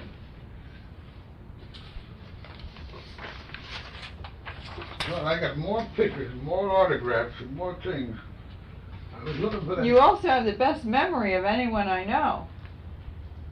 Here's some more pictures. Oh, this is in front of the Amy Pond. club. What are these all at the That's me feeding my birds every day. I used to do that. Oh. What, there's a swan there and some mallards? Somebody killed one of them swans not too long ago. That woman was coming along the road and she saw him on the road and the kid beat him to death. Oh, I got a million pictures. I don't know, I had some. Can't find them. They're very nice. Yeah. Well, that was given to me by Mrs. O'Brien. She's dead. She was a school teacher and she married to a fellow named Bill O'Brien. They're both dead. And she gave me that. I used to go over there. They used to follow me right into the beach, you know. The birds did? Yes, sure. Yeah? But see, now it's all bush. They don't get out now like they used to come across the street. Sure, I was down one morning, and there was 12 eggs in the bushes, in the beach. I went back the next day, and they were gone. The shells were there, but the ducks took them right across the street. Huh. It was wonderful. I look at the animals every night here. Channel 2. Oh yes, from Boston, 7:30. I look at that every night. What was on? I didn't look at it last night because last night I looked at 60 Minutes and I looked at Jefferson's and them. But tonight I'll see it. I don't know what's on it tonight. But the other night they had them big sea lions. Oh God, the size of them, huh? Yeah. And Yeah, then, that's a one good night last week they program. had all the apes on there. Yeah. But I can't get color. That's color, but I ain't got no cable. My boy's got cable. He gets everything over in Warwick. But it's good television. I got that over in Apex, but I can get 2, but I can't hear them good. I get 6 and 10 and 12 perfect. That's all I want. Yeah. 6 is my favorite anyway. But did you belong to any clubs here in Newport? No. No. They always wanted me to go in the Elks. Sometimes I wished I did go in. That was during Yeah. the war. Yeah. I used to go up there and have a drink. And they wanted me to join, but my boy joined because when my boy got his job, they told him to get in some order. So he joined the Elks.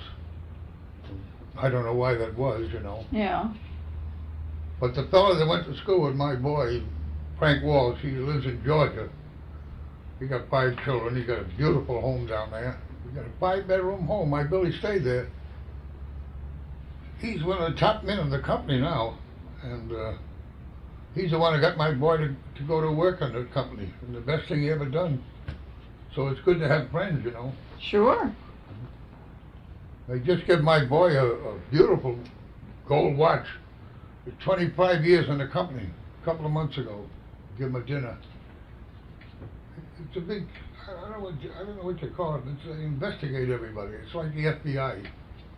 Like if you want insurance, they'll send him out or one of the other men, and they take a picture of your house and they write it up, what it's made out of. There's different things, you know. And they ask you to. I guess it's all for credit. Retail And, credit. one thing that they're against is aluminum sliding. Why is that? And I said to Bill, why is that? He said, well, a hurricane can rip it. Or hail could put a hole in it. You don't see much of that now. It's all plastics now. I don't know about that plastic.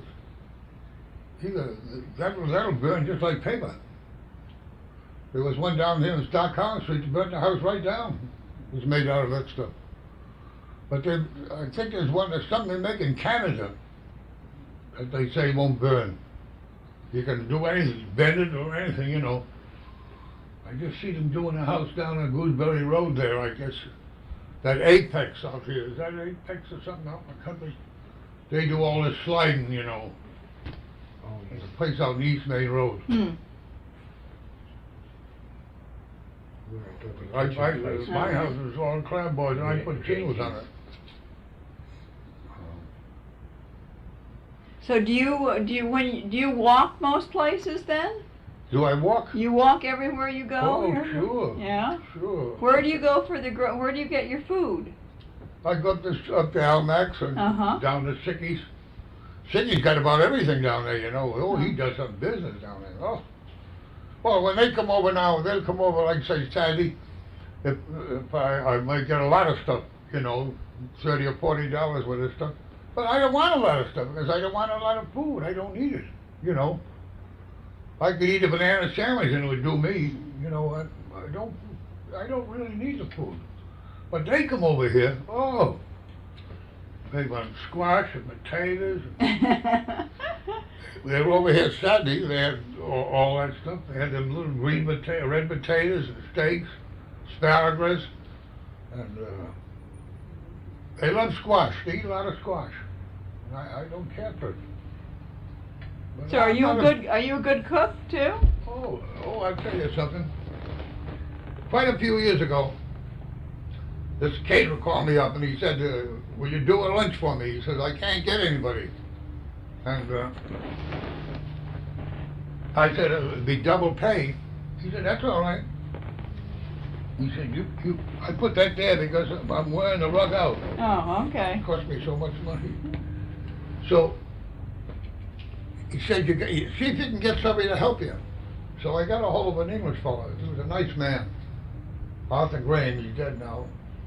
So, we went to the house at 10 o'clock. We were going to have 1 o'clock lunch. Walked in and the cook was in the kitchen. I said to the cook, "What's for lunch?" She said, "Turkey, sweet potatoes and marshmallow, green peas." And I said, "Any salad? I'll let you know." So I went upstairs, came down, she said, "They have green salad."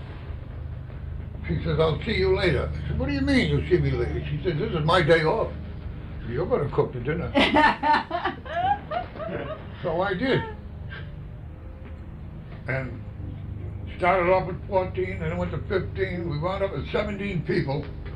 We had to wash every dish. Everything was, I wouldn't tell you who it was, a mess. Well, we've done it anyway. And and when I bought the turkey, and it was about that big, the man of the house said to me, "Now you carved the turkey." I said, "Oh no, that isn't right." I said, "Christmas Day, the man of the house cuts the turkey." So he cut it like a butcher's knife. Oh. And they said it was the best lunch they ever had. Well, we left there about 7 o'clock before we got through at lunch. At night, I had to wash all the pots and pans. We went to this fellow's house, we changed our clothes. We had black trousers and white coats. Well, we were going to Mrs. McGear's. We had to have full dress, you know, the cutaway and the stiff shirt and the white tie. We're just like going from hell to heaven. But she had 40 for dinner, and the help was falling over each other. She was a wonderful woman. She was always nice to me. She used to say, "I'm always glad when I see you here," she said. She always asked me to come there and work. And boy, it wasn't a spot there. That place was perfect. Every time that silver was used, down to the skin of man, that's all he done, clean silver. Every day. So what's the fanciest meal that you worked at? Huh? The fanciest meal, the fanciest dinner party. Oh, well, I think that Mrs. Hutton's down in Palm Beach and the Marble House, when they had the party for the Duke and Duchess of Marlborough. Oh, can you tell us about that? Oh, that was terrific.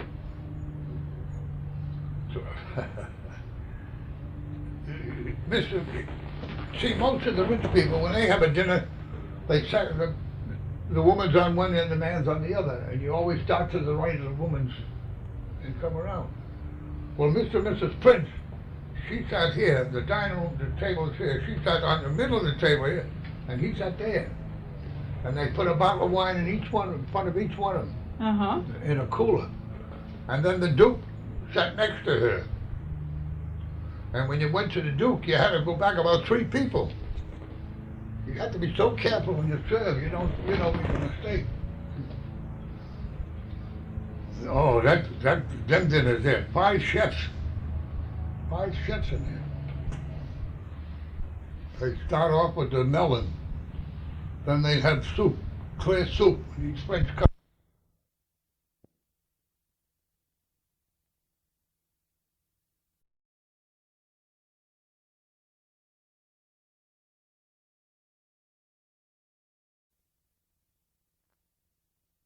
Dinners last. Well, we'd be out there at 10 o'clock. See, they served they always had melon, honeydew melon. And everyone was cut the same size. And then the soup. We used to have to wear white gloves, because we might poison the food.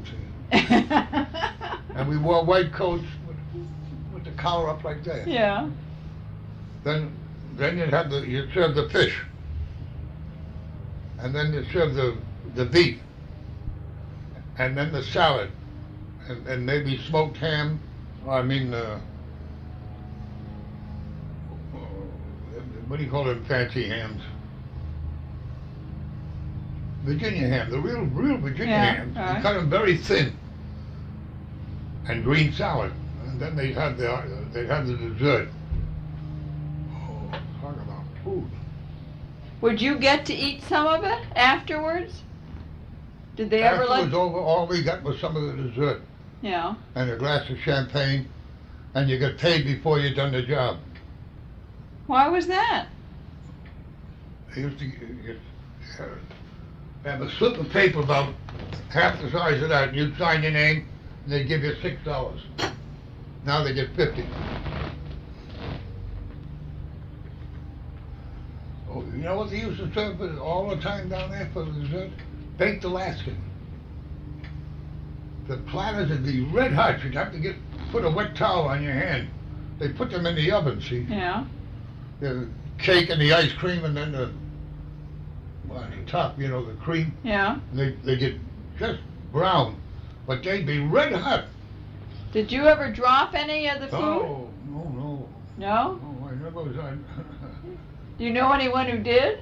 What Huh? what would happen if somebody I know. spilled something? I never see that happen. I was a good waiter. I was a top, so I made a good appearance. And Mrs. Vanderbilt had me there all the time. Mrs. Vanderbilt. Well, how would you get these jobs? Who would ask you to do the work? The caterers. The caterers? Yeah, there Yeah. used to be caterers here from New York, you know. Yeah. Years ago, there'd be a lot of men come up there from New York. They'd be out every day. Every house would have a dinner, 90 and 100. The Burdens, I think, get 90 every night, every Saturday night. Well, them days they had a man for every 4 people. Oh. Now they have a man for about every 20. All they have now is maybe meat, and potatoes, and some other vegetable. So they don't have nothing dinners like that. Yeah. What about, did you ever work, besides the dinners, did you ever work at the balls or? Bars? The balls, the dancing parties? Oh, well, What would you do there? I used to be on the door, identify people and things. I've done that at the Tiffany Ball Yeah. with Mrs. Vanderbilt. I mean, Mrs. Sheldon Whitehouse wore that diamond. And the detectives was looking at me all the time. They were following me, and I was following her. That was in the Marble House 20 years ago. Yeah. That was Well, at when Tiffany when Ball. you say you identified people, what do you? Well, when on them coming out parties, like, Yeah. well, there's a lot of people crashed at parties. I see. So you would keep people out if they didn't belong? there, and just be there too. They Yeah. used to want, like, Because you knew so many people? Is no, that I what? knew them all. Yeah. I've been around them all these years. Yeah. So what was the fanciest party that you worked at? Oh, I don't know, there were some big parties. Mr. Drexel had a beautiful big party when his daughter came out. The tent was $10,000. It was all lined in pink silk. She had all these flowers and birds, all these, see the little bird up there? Stuff like that. She Yeah, had them all uh-huh. over the place. Tommy Hagelman that died here a short while ago, he was a decorator. He owned a place on the corner of John Street. Yeah. That's just been sold. Tommy, he was a great decorator. Oh, there was a lot of big parties. Oh, I don't know how many. What's the prettiest house, do you think? I don't know. I don't like them big houses. They're like museums. Yeah. Like that house I worked in Palm Beach. The main hall was 45 feet. Yeah. Well, look at the breakers. I worked in the breakers. I served parties in there. God, you can drive in them. You can put a car in them fireplaces. Huh? You been in there? Sure, yeah, but as a tourist. Yeah. What about Hammersmith Farm? Oh, that's a nice house. That's Ottenkleister. Yeah. Did you work there? Yeah, there's Mr. Ottenkleister there. Oh, yeah. Him and Senator Pell and me and Mr. Winslow. There's a picture there that nobody else has got. Over there. Uh-huh. Kennedy and Nixon and Spellman. Oh. I picked that up in Palm Beach for $1. Oh, yeah? In an old second-hand store. I bought it home and had it framed. What did Kennedy say? If he knew Nixon was there, he wouldn't have been there. Yeah. I used to know John Kennedy very. Well, you said he was going to invite you to have you come down to the White House when he That's was the the last word president? he said. And he was sitting in the car, and I was standing right alongside outside of the car. Now, where was this? Just down at the beach. Oh. Then he went to Texas and got killed. But that picture of the boat, Yeah. That was your boat, you said? yeah, the beach boat. Yeah. He said to me that day, he says, come on, Fido, come on, John, let's go for a walk. And we got out on the walk, and he said to me, you know, Fido, if I had 100 men around me and they want to kill me, they could kill me. Kill me anytime they want. And he said to the Secret Service, he was sick of them. He walked all along the beach and he came back and he sat in the boat. I got that out of some magazine and had it framed. Oh, That was taken down at Bailey's Beach. yeah. And he said it was a Cape Cod, but that's Bailey's Beach lifeboat. It was. Did you work at his wedding? When he got married here? Did you work? No, but I didn't go there when I was invited. Oh, yeah? I went to Mrs. Ottenkleist has got a daughter. Her husband's name is Rutherford. They live in Hong Kong. He's the head of the McDonald's hot dogs or hamburgers. Mm-hmm. I went to that wedding. That was some Oh. wedding. Oh, that was beautiful. That poor kid, when she come out of the church, they almost tipped the car over. She was crying, rocking the car, trying to get a look at it. She was married up in St. Mary's. She got two beautiful boys. They come every summer for about a month. Oh, yeah? They live in Hong Kong. He's a manager, I guess.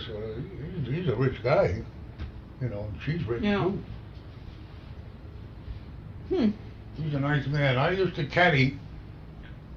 I told Mrs. Kennedy, Mrs. Ottenkleist, and I told Mr. Ottenkleist's son, he's still living, I said to him, your father used to be a left-hand golf player.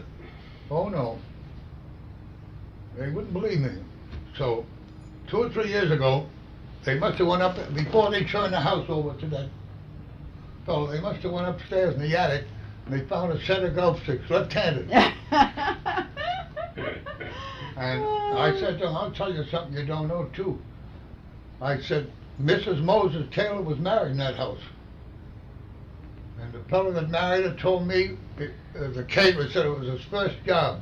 A man by the name of Herbie Coles. He lived up in King Street. Huh. And he was the caterer.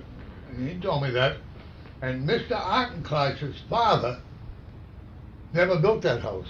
Mr. Ottenkleist's father's brother built the house. Mr. Ottenkleist hired it off him, and the next year he bought it. Huh. They used to have 34 men over there working on the grounds. It's beautiful grounds over there.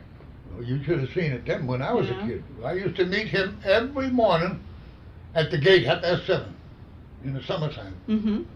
And I take the golf sticks and go up on a tee, and he'd take a lesson with John Hayes, Mr. Hayes, that fellow that runs.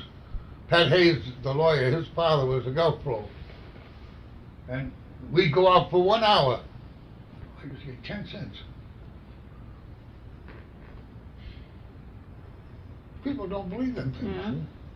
Did you ever play golf yourself? Yes, I could have been a pro one time. Really? Yeah. I was a great friend of Jerry Mahoney. He was the mayor. And there was Benny McClyman. I don't know if you would know him. He was Attorney General of Rhode Island. He was married to one of the Horgan girls, P.H. Horgan's daughters. And he was a pro in Jamestown, and I was over there with him. And he used to let me play. And when he retired from the golf club, he went to Brown University, and he taught golf on the side. Then he quit. He became Attorney General. That's a long time ago. And Mr. Mahoney wanted me to take the job, and I said, no, I don't want something to do with it. Now, there's the job in Jamestown, you mean? Yeah. Now, where was the golf course then? Out on Beavertail? No. What do you call it? Chobe Hill? Shoreby Hill? You went up there? Yeah. It's still there. Oh, okay. I think that Jack Egan's family, wife's family, Peckham, she was a Peckham. I think they had a farm right in the middle of that golf course. Oh. Maybe I'm wrong, but I think so. Yeah. So tell me about, did you used to go to Jamestown very often on the ferry Used boat? to go over on the ferry, 5 cents. Yeah. And then we'd go out caddying. We'd make maybe 20, 30 cents. Then we'd go down to the dock and get a hamburger for a nickel. There was a car, run a hamburger place. And we'd walk back up and go out. We used to go out twice a day over there. Uh-huh. And they always paid you cash. But over the country club, you have to wait maybe a month to get your money. They used to sign papers, you know, slips. Yeah. What about the at the tennis? Did you ever work over at the tennis? No. But that was some place, they had 34 shackers up there. 34 what? Shackers, they call them. What was Chasing that? the balls. Oh. You see these kids at the tennis, they run out and get the balls? Yeah. They call them shackers. Oh, okay. And up there, they used to have a hat like a captain's hat on them, Yeah. and they had these shirts on them. And they had 3 tennis pros up there. And they had a bar up there, they had showers. Oh, that was the most gorgeous place in the world. Gordon Bennett built that. That's the fellow that owned the paper. Right. Yeah. They wouldn't let him in the reading room. Right. So Didn't he take a horse up the steps or something like into that? the reading room, yeah. Yeah. And he lived in the Elmax's. But he didn't build that, but he lived there. Yeah. The Russians lived there during the war, First War. Oh, yeah? That was their ambassador's place. That was the embassy. Huh. They used to have these big Russians standing there with the big swords on them and that. Yeah. The wall was about that high then, like it is now. But see, then Mr. Whitehouse bought it and he put that big wall up. And they used to have all the owls on the post. Oh, is this near the A&P on the same side of the street, across from Kingscote? Oh, who this is? Where Almax Almax. is? Oh, all right. There was 2 houses in there. Okay. One was on that end on Leroy Avenue. But across the street, where the A&P is, there was tennis courts there. They were clay courts, they called them then, Yeah. like they have down at Bailey's Beach. And in the front was the Ocean House. That's the place that burned down. That was before me, anyway. But the La Forge, they used to be over on the corner of Almax lot. Oh. And they moved across the street. And then they went up into the casino. Mm-hmm. That was La Forge. They had that place on Pelham Street, too. I used to go there and help to serve Yeah. meals. What about the clam bake clubs? Did you ever work at those Yes, places? lots What of were they times, like? lots of times. Were they private clubs or Huh? were they private clubs that men Oh, belonged to? they're strictly private. The clam Yeah. bake still is. Yeah. But that's beautiful For over men, there. is it for men only or? No, women. Yeah. I worked on some nice big parties over there for the Claggets and the Strawbridges from Philadelphia. They used to have some big parties over there. They used to have a whole crew there. Bartenders and a steward and chefs and everything. I don't think they just call people in now or something. You know. Yeah. They had study. And the crew used to go down around Jamaica in the winter. They close that up. They close it up now in the winter. Yeah. see. But that was quite a place. They have Miss Twomley used to go there every day for lunch. And they have what they call a Twomley room. She built a room on called a Twomley room. Beautiful over there. But it's nothing's like it used to be. Look at the breakers. 15 men working there. Down the Widener's, Dr. Wright's, there was 10 men there. When I worked in Gary's, there was 8 men. There's nobody. Doris Duke had 5. There's nobody. Beatman had 7 or 8. Governor Beatman. At Robinsky Park, that's where Beatman had his gardens and kept his chickens and his cows in there. Oh, really? Yeah. He used to come back and forth in his boat from Providence every day. His picture's in there. Uh-huh. He was a fine-looking man. So who was the most interesting person you ever met? Huh? The most interesting person you ever met? I don't know. I met Senator Jabbas quite a few times. Senator Church. Ollie Stevenson. Kennedy. They all used to be here when Kennedy was here. One of the nicest men around is that Mr. Percy. He's a nice man. Senator Percy. Remember his daughter got killed? They never found out who Yeah, killed her. that's Never right. found out. He comes every year for a couple of days. I used to sit and talk with Senator Jabbas quite a lot. Sometimes he used to wear my bathing suit. He's got that Lou Gehrig disease. Yeah. He's Yeah. in bad shape. Yeah. Great friend of Senator Pell's. He used to, David Pell. Oh, really? Oh, I met the Duke and the Duchess when I worked on their party with Mrs. Mester. I had a big party for them. She was a great hostess. My sister worked for her. Pearl Master. I worked Pearl at Mesta? Hmm? Pearl Mesta? Mm. Yeah. Oh, I went to Addison Bradley's. That's a wonderful house. That belonged to Governor Carey, and the ex-governor. His brother owns it down Ruggles Avenue. Uh-huh. Oh, there's a chapel right in it and everything. Huh. Sarah Regina has it now. Well, I mean, they rent it. Yeah. Listen, I think you've been talking too much today. I think we better. You know, you talk about a nice house. You should see Mrs. Firestone. Really? Oh, I used to go there all the time. I used to be there all the time with him. And Mr. Ford, when Mr. Ford would come, I'd go up there with him. Billy Ford, Henry's brother. He owns Detroit Lions football team. Nice man. Oh, I used to go up every day with Mr. Firestone. He was my best pal. I was up there with Bob Hope. Bob stayed there. You know, they had a big dinner one night, and I couldn't get enough of men, so he gets them in out of Providence, and we set up 2 dining rooms. And Bob Hope was sitting here, and Mrs. McBean was sitting next to him. She lives in California, and she said, "Bob, you see this fella here? He taught me how to swim." He said, "What the hell don't he do?"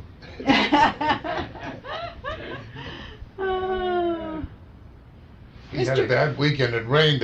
He come here and it rained Sunday. He was going to play golf with that great general. What's his name? Weissmiller or something. That fellow wrote that book. Wait a mind. Wainwright? Huh? Wainwright?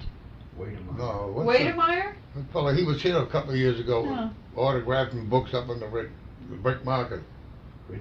Westmiller, he run for governor of Carolina. Westmoreland? No. Yeah, it's a long name. He comes every year. Comes here. He always comes and says hello to me. Yeah, he wrote a book. There's some trouble now about that last war, ain't there? Westmoreland. Oh, Westmoreland, yeah. Westmoreland, Yeah, that's yeah. it, Westmoreland. He comes every year. He stays with Mr. and Mrs. Slocum.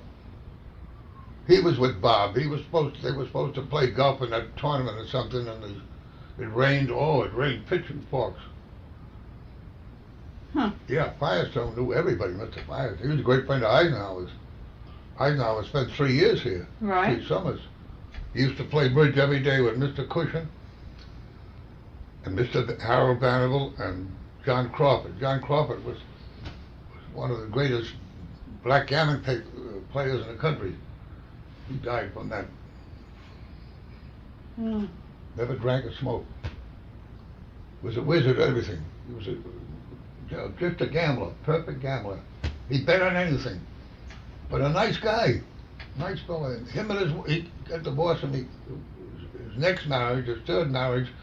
She was a champion backgammon game. Huh. They used to go all over playing. He said to me, "I'm going to Canada to fight. I'll see you in a couple of days." Go up there in a tournament. The last time he went up, he come out 2nd. That's where they use the dice, you know. Yeah.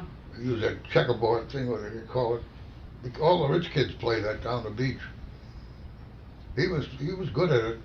He bet on golf. He bet on baseball, anything. Huh. Regular Mr. gambler. Collins, can we come back next week? Well, I'll be here, I guess. I hope. If the law Is spares that me. all right? I still have a lot of things to ask you. Look at that book. All right. Let Right. your husband see the bottom one if you want to see something good. See all the Newport places. This is the issue of Fortune. That used to be $1. September It's 19th. $3 now. Yeah. Oh, isn't this beautiful? It's all these color. Well, a rich man bought 3 or 4 of them in the yard. He asked me if I wanted one. I said he bought them in a second-hand joint You're kidding. down on 3rd Avenue someplace. But this is the book. Oh, that's quite a book. There's that man and his wife that buried today. Oh, yeah. That's Miss Atkins. Yes. Oh, look at that. These animals that he killed. That's a water buffalo. Those are Cape tough. Buffalo. Those The are Cape tough Buffalo. animals. Yeah. I tell you to stay away from those. There he is. See? Yeah. Shows all about him. He's supposed to be the best hunter there is. Oh, beautiful pictures too. $27.50 that cost. Hmm. This is Mr. Oh, these pictures are wonderful. Where's that one? He just went by. That's the marble house. These are, yeah. Oh, yeah. Look at them old timers. Yeah. Mr. Fonstock, Mrs. Duke, Mr. See that Prince. fella? Yeah. Mr. Fonstock? You know that house opposite the country club? Yeah. We built that. Oh. Oh, he was. His sister's Mrs. Drummond Wolf. She lives in Cairo. Hmm. I think she's in Switzerland now. She wrote to me for Christmas. And I sat for her husband's picture. They had that great artist, Chandler. He's the greatest artist in the country. He died. He's the one who done Roosevelt and Churchill. He's Vanderbilt. Yeah. Mr. and This is Mrs. oh, William here's H. Got Mrs. some book. Harriman. Did you know Harriman too? Huh? Harriman? Harriman? Who? Harriman? Did you know Oh, him? sure. Joe Harriman. He lived up in Clay Street. Oh. I thought it was Abel Harriman. But there's one there. Oh, here's Bailey's Beach. Yeah. It's almost a synonym. That's the one that was washed out in the 39, Yeah. 38. There's Tommy Taylor, ain't it? Yeah. T. That's it. Suffren Taylor. Yeah, that was Tailor. his first wife. They had 3 daughters. She was a gimbal store. Tons of money. Philadelphia. Huh. All right. Well, listen, we don't want to overstay our welcome. Oh, no place to go. We get this. All right. Yeah, it's wonderful.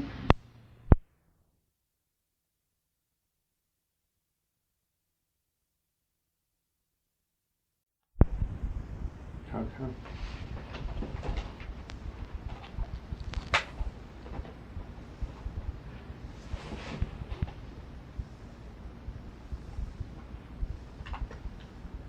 Oh, well, I don't want too much of a thing of it.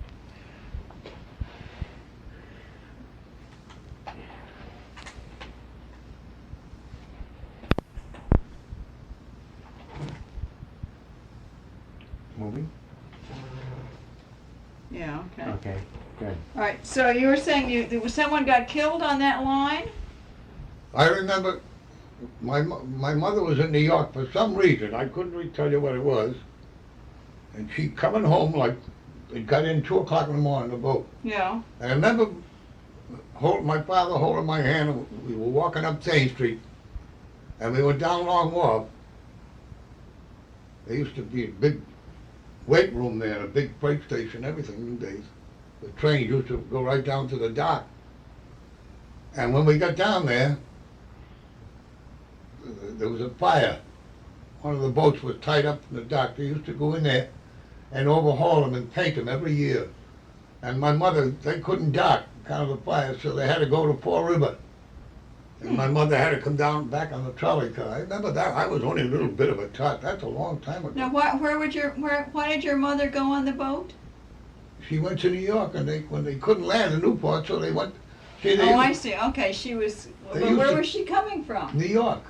They used to dock here Yeah. and then go from here to Fall River, and then they leave Fall River like tonight, come to Newport, and leave here at 9 o'clock and go to New York. And get to New York in the morning, and then they leave New York about 4 o'clock in the afternoon and come back to Newport.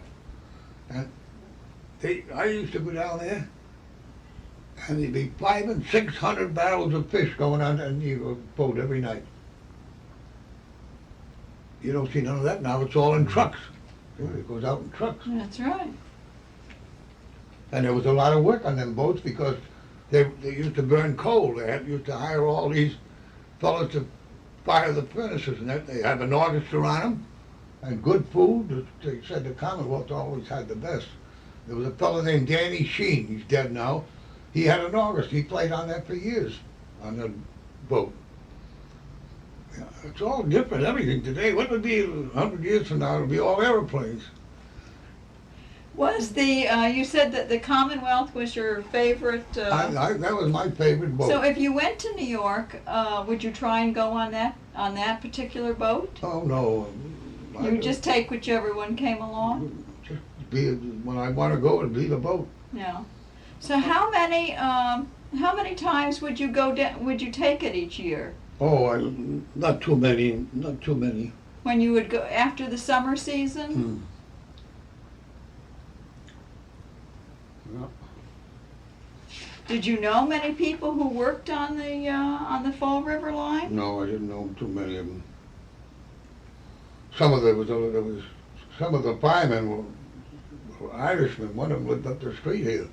They used to work at it was two Malby brothers, two Irishmen. They were the strongest horses. They work at the country club all summer, then they go to work on the boats in the winter. Hmm. The boats that was running, Yeah. but they wasn't all running. Some Yeah. would pull in and get overhauled. They used to, down at the Newport shipyard. That's where the shops was. They hired all kinds of painters and they scrubbed the boats down and everything. There was a lot of work in them days. That was all, they said it was controlled by the Point. All the Point gang got to work. But there was a fellow by the name of Sullivan was the head man, and he was a Point. They call him Point Hummers.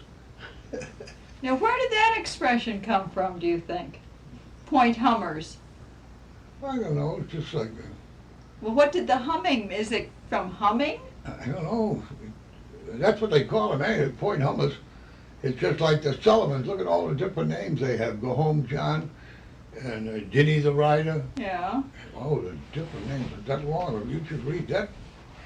All the nicknames, you know. Big Eddie, he was chief of police. When that Fall River line stopped, were you affected in any way? No.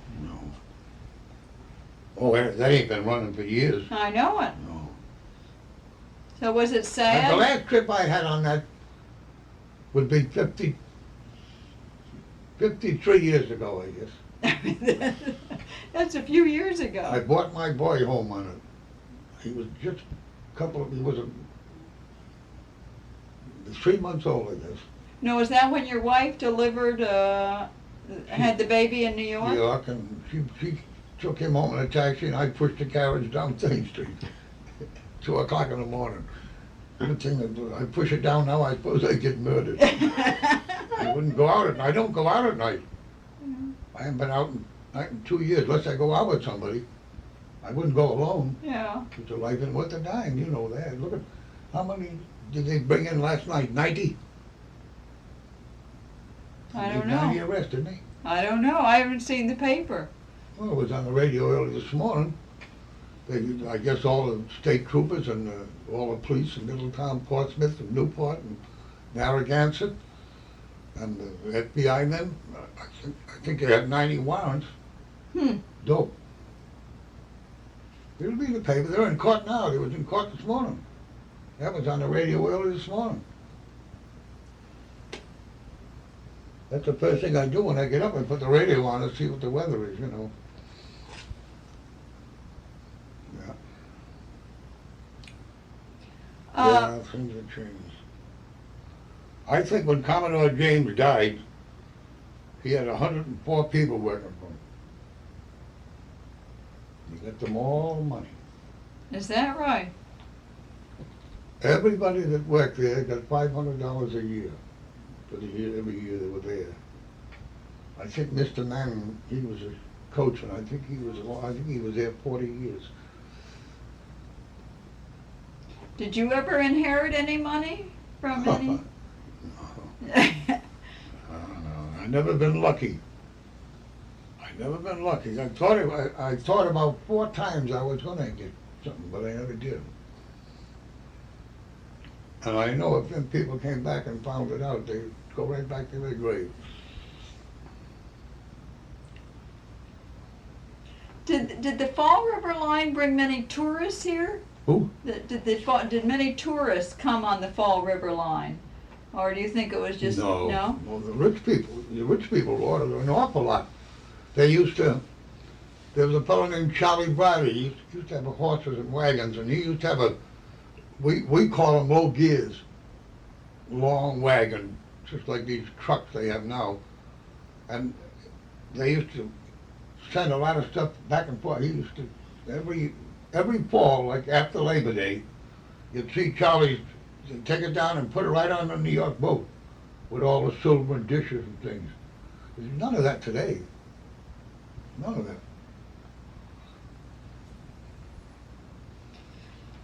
But do you- Charlie Browder, his father had a butcher shop where the square deal is now. Charlie Browder, groceries and meats. That man that owns it is a nice man. He's a member of the beach. His name is Burden now. See, that's the only place in Newport where you can go in and buy a pound of steak and they'll cut it for you. Nothing's wrapped like it is in the other stores. His name is Burden. He's a member of Bailey's Beach. Tell me about about Prohibition. Oh, this was the first place in the country to go dry. That was Secretary Daniels. Okay. That was during the First War. You couldn't buy a drink. Well, you could buy You it, could but buy you it, wouldn't yeah. dispose it, you know. They used to go to Fall River and get it. Well, what about the rum runners that used to be out here? Oh, gee, there's plenty of there. Bought some liquor in here. They used to land up in St. Columbus. Well, not in Columbus, but off of there. Was it McAllister's dump up there, they call it something? Where Bremer Road is. Yeah. Well, up there, there's a big, used to be, the Navy had a big dump up there. And that's where some of the rum runners come in, and they came in at Second Beach, and Third Beach, and some come in the harbor too. They was in with the Coast Guard. That was all crooked. This was all the boats were out here, you know. In the cove? No, 70 miles out. Oh, okay. Schooners, Mm-hmm. big schooners. They come in from Canada and Europe. And they'd be out there for these rum runners tell me some of them boats would be out there 6 months unloading the cargo. See, the Coast Guard, see, they'd go out like this morning. They'd get out there and they see the Coast Guard, they come back. If they went near them vessels, the Coast Guards would pick them up. Yeah, there was a lot of liquor in there. But, Didn't they have some kind of a system of getting half the money or something and tearing the dollar bill in half? Did you ever hear that's about? what they say. They take a dollar bill or a $2 bill and they tear it in half. And if you had a boat, say us three had a boat, we Yeah. were partners, we'd have that $50. The other half would be on that boat, and they know you was all right. They give you the liquor. Otherwise, no. I've heard that. I've never seen it, but I've heard that's the way they worked. So so they had these very fast boats, didn't they? That would come. They'd fly. They had Liberty motors in them, airplane motors, they claim. Yeah. And there used to be a place up on Thames Street where that new hotel is there. What do you call it? Right opposite The Treadway? No. No. Vermont. You know where the Ark is? That restaurant, the Ark. The Ark, yeah. Across the street used to be the Monowak. That's in the time-sharing hotel. Oh, okay, yeah. There used to be a machine shop in there, and that's where they used to overhaul the motors. And they'd say that them boats could only carry 100 cases. They wasn't too big. Yeah. And some of them had 2 motors. Some had 3 motors. And them things would fly like, you'd be out of the water like that. So then they would have these various places they would drop off the Where liquor? they drop it. Yeah. Maybe Second Beach. One of the good places, they say, was Sandy Point. That belonged to the Norman family. I know I don't think he was in on it. That's all built up in houses now. That was a big farm out there. That belonged to, was it Reggie Norman? He used to live on Old Beach Road. And that house was all made into apartments. They were a great family around here, the Normans. Well, then what would happen to the liquor after it got dropped off? Oh, they'd be there to pick it up. And they would go off in automobiles then? Automobiles and trucks would go right out of town. They'd bring so much in, I don't know. They didn't catch it. There used to be a lot of hijacking too, you know. You mean one One gang would steal off the other. How did people in your neighborhood feel about Prohibition? Were they for it or Oh, I against don't it, know. or was it a big joke? Oh, or- everybody started making their own home brew. Yeah, I used to make home brew. You could buy this, you could make your own whiskey. yeah. See, Benny Newman had a place up on State Street. You go in, you could buy the hops. There was nothing to make it. How long did it take to Oh, you to had brew? it. You'd make it today, and then you'd bottle it, and you'd have to leave it stand for a while. How long? Oh, some fellas bragging a couple of days. But the longer it stood, the better it was. Yeah, And they used to make it, some people made it out of cold water, with the yeah. cold water beer. But it always left a sediment on the bottom. You couldn't tip that bottle up too much, you know, like some of the wine. Some of the wine has a sediment on it too. Oh, I make that myself. I used to make root beer for the kids too. What about speakeasies? Were there any speakeasies in this Oh. neighborhood? There was plenty of them. They were in private houses, everything else. Did you go to any of them? Yes, I did. I Were was- these in private houses now, the ones you went to? They're private homes now. They're up on the hill. There was quite a few up on the hill, they called it. That was up where they're gonna have the stickers on their cars. That's the craziest thing I ever heard of. Where did the, what about the mansions? Do you think they had plenty of liquor there during Prohibition? Get all you want. Get it right on Tay Street. Huh. I know where they could get it. That was the same way with the butter, wasn't it? And the rock sugar, you couldn't buy it. You could get it if you had the green stuff. Mm-hmm. They used to ship the butter to New York. And that rock sugar, years ago, they used to use that in their coffee. After dinner, demi-tasse, little spoonful of it. Mm-hmm. You don't see it around now. I had a lot of that. I bought it off a fella for almost nothing. He wanted to get rid of it, and I sold it to a few of the rich people. Got good money for it. You don't see it now. It's very little lumpy like gravel. They had a white and a brown. What about red? Did they have red too? Yes, they did. Uh-huh.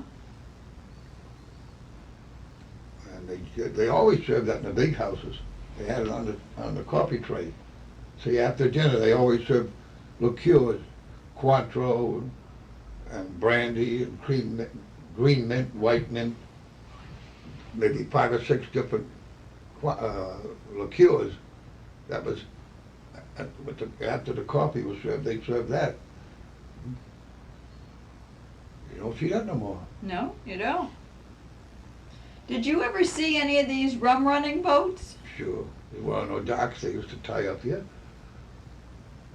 Where they're building that offshore hotel, they call Right. it, across from the Greek church. Right.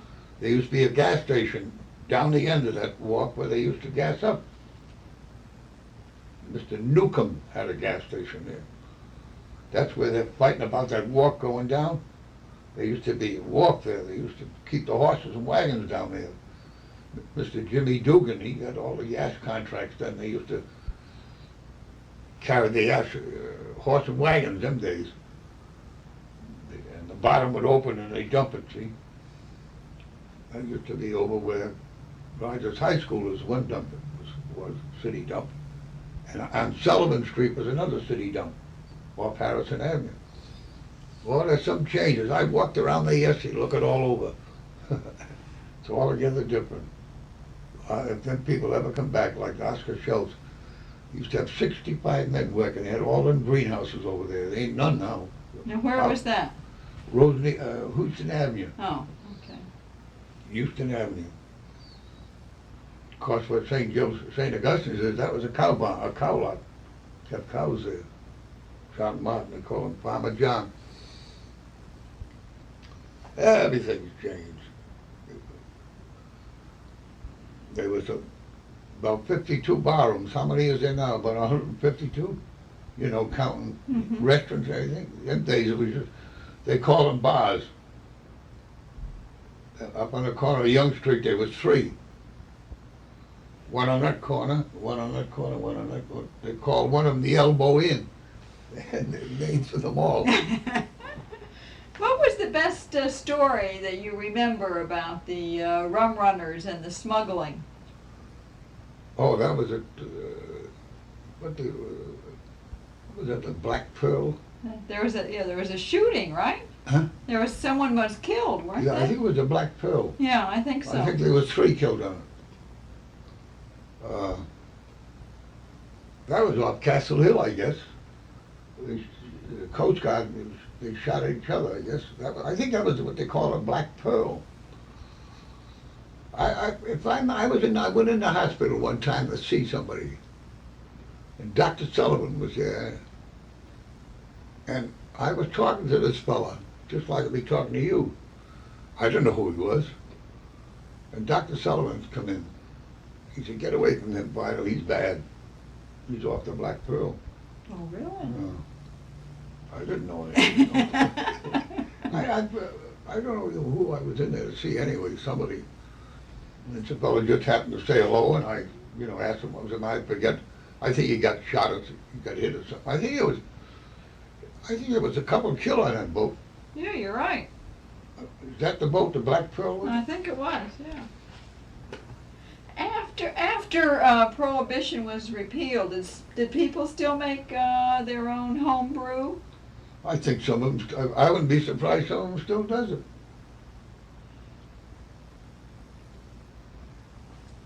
I forget how I used to make that up. There's something about a potato.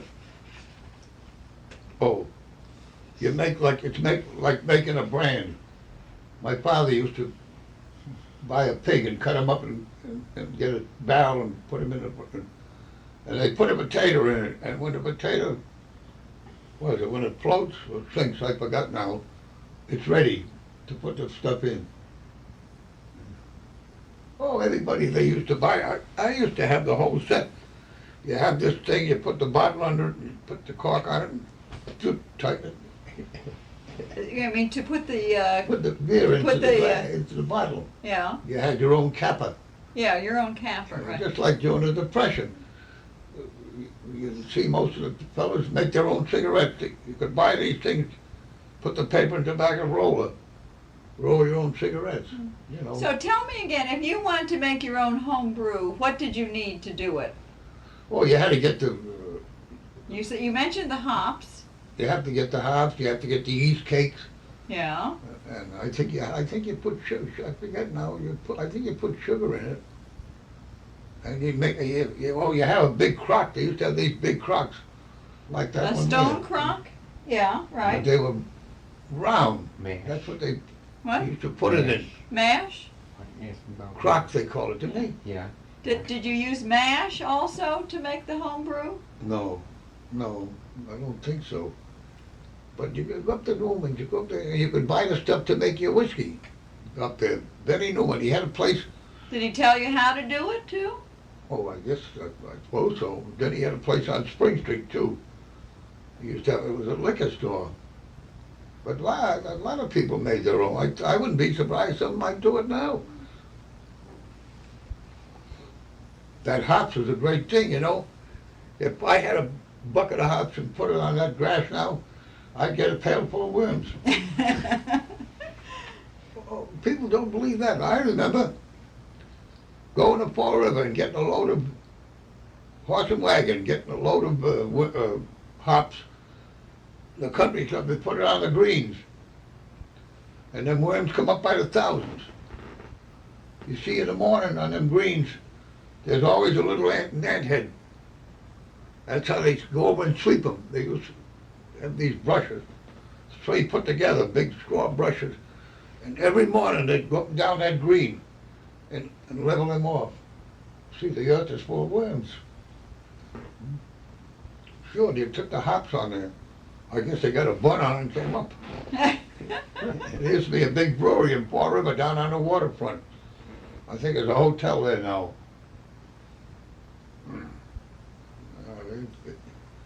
They're great things. I remember my father always had that pig. 9 cents a pound. What did a farmer make? And you go down and walk, you get all the fish you want for nothing. And they take that codfish and split it, and get these wooden tubs and make a brew and put it in there and leave it there. Some people would dry them out. See, them days, all the butternut come in tubs. All the molasses come in hogsheads, Mm-hmm. light and dark. You'd go down to Mr. O'Hanley at a grocery store and you'd go in and you'd say, I want a quart of molasses, light or dark, you'd say, 10 cents. All the crackers and cookies was open boxes. And up on State Street, you'd have to walk on the side to get away from the grocery. They'd be all out on lettuce and tomatoes, everything out on the sidewalk. But see, they wouldn't stand for that today. They didn't have no laws, and that's why now everything is this. You can't do this, you can't do that. And then people live. True. Huh? That's right.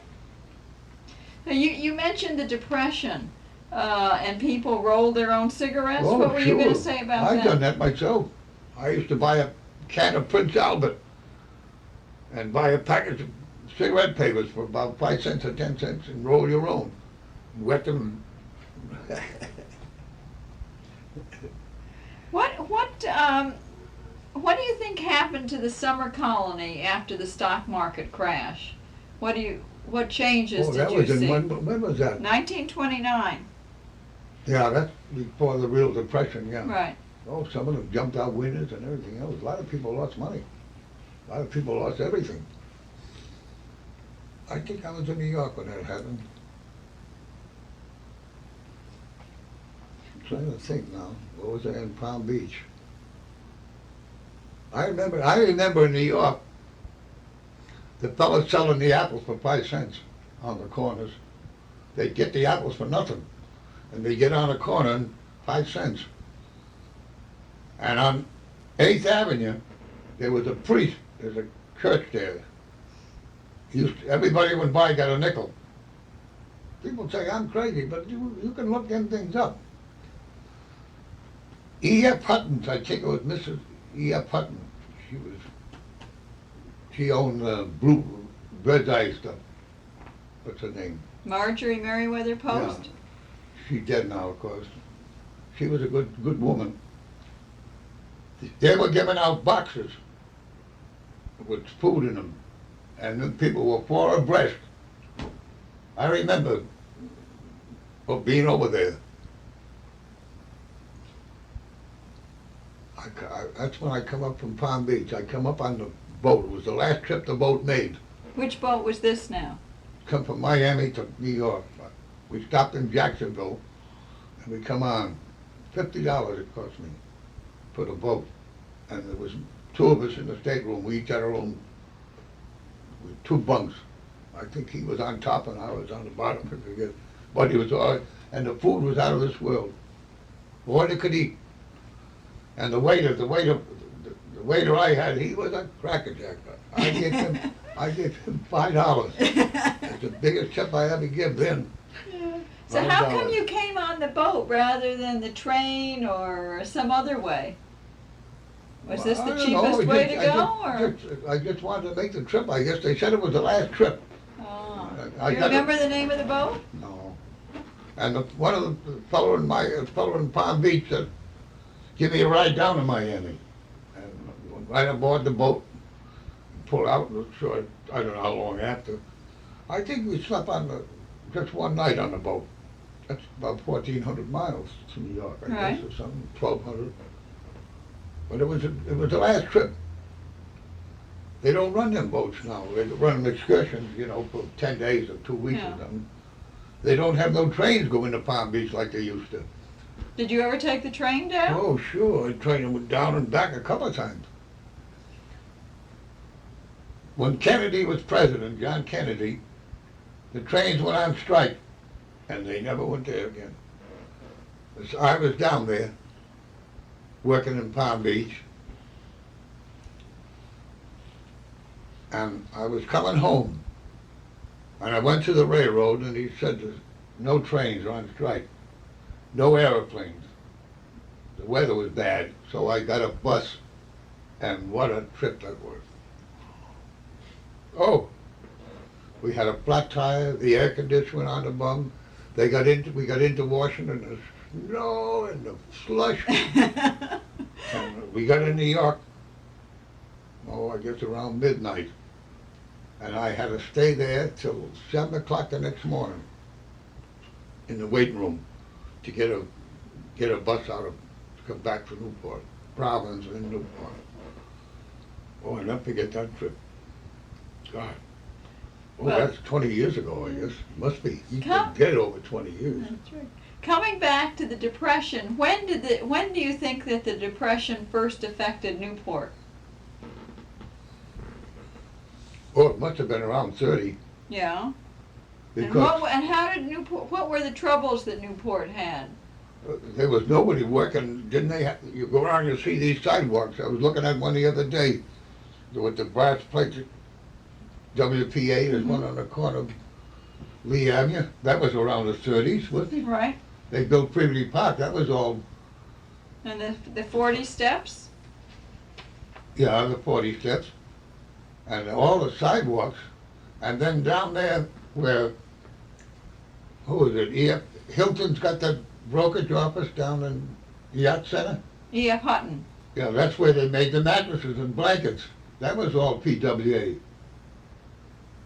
Public Works Department. Then Right. they used to go to Providence. I went up a few times with Charlie Browdy, go up there and get the cabbage.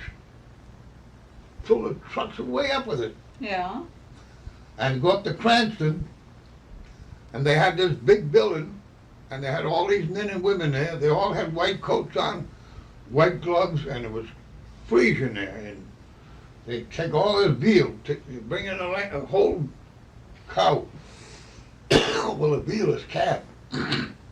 They had these circular saws, and they cut that, and they bring it to Newport. You could throw it from here across the street. It would bounce right back. It was solid prose. It was tougher than shoe leather. That was all for the poor. Little clear. Yeah. Do you want a glass of water? No thanks. That used to be up in where the Chinese restaurant is, up there at Quality Park. That used to be a fire barn in there. That's where they give out the food. And they made the mattresses and the quilts down there where E.F. Hutton is. That used to be a box factory years ago. So those were government. They worked for the government when they made the. WPA, yeah. I guess it was government. They only got so much time, like two days a week or 3 days a week. But a lot of that work in Privity Park, I think, was volunteers too. Well, there was something called Civic Employment Association. Civic Employment Association. Do you remember that? What would that be? That was a way of helping people to work and get paid. Oh, I guess it was. I guess.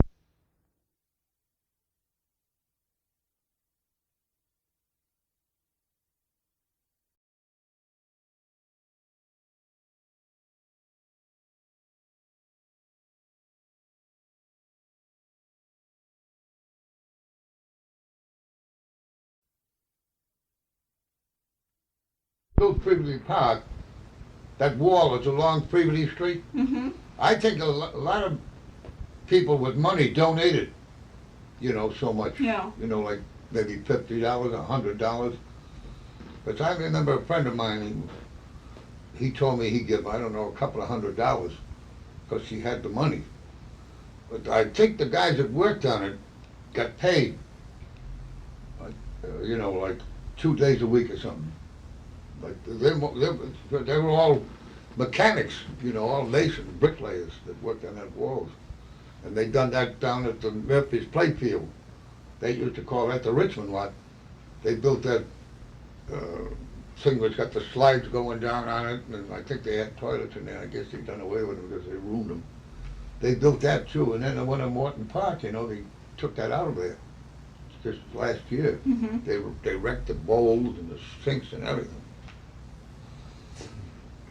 When I was a kid, people don't believe this. Morton Park was the prettiest thing you ever saw. They had a fence all around it, pipe fence. you know, and had bushes all around, and a beautiful bandstand. And in the summertime, there was concerts every Sunday in there. There's none of that. Up in the Turo Park in the square, where Eisenhower's statue is, that was a big bandstand. And underneath it was the restroom for the ladies and men. They got that all out. They ruined everything. So how did you manage during the Depression? I had a hell of a time. Hard time. I worked at the beach, but there was no money like there is today. What, were you paid a salary, or was it tips, or how did you? Well, I worked at the beach. I get paid every week. $4 a day. Oh, in the summertime, and in the wintertime, I worked on the WPA. What jobs did you have? Well, I done painting, different things, and I get 2 days a week. And this was in the winter time. $6.40 for 2 days. That's all he was allowed to get. So that everyone had a chance to work, you Yeah. mean? Yeah. There was no welfare like there is today, paying your rent. I never saw it. I had a tough time, but I got by, thank God. I'm still around. Did you grow your own vegetables or anything No, like I that? didn't have no place to do it. I just had a little apartment. I paid $13 a month for it. You couldn't buy it today for $500, I guess. Now, what year were you married?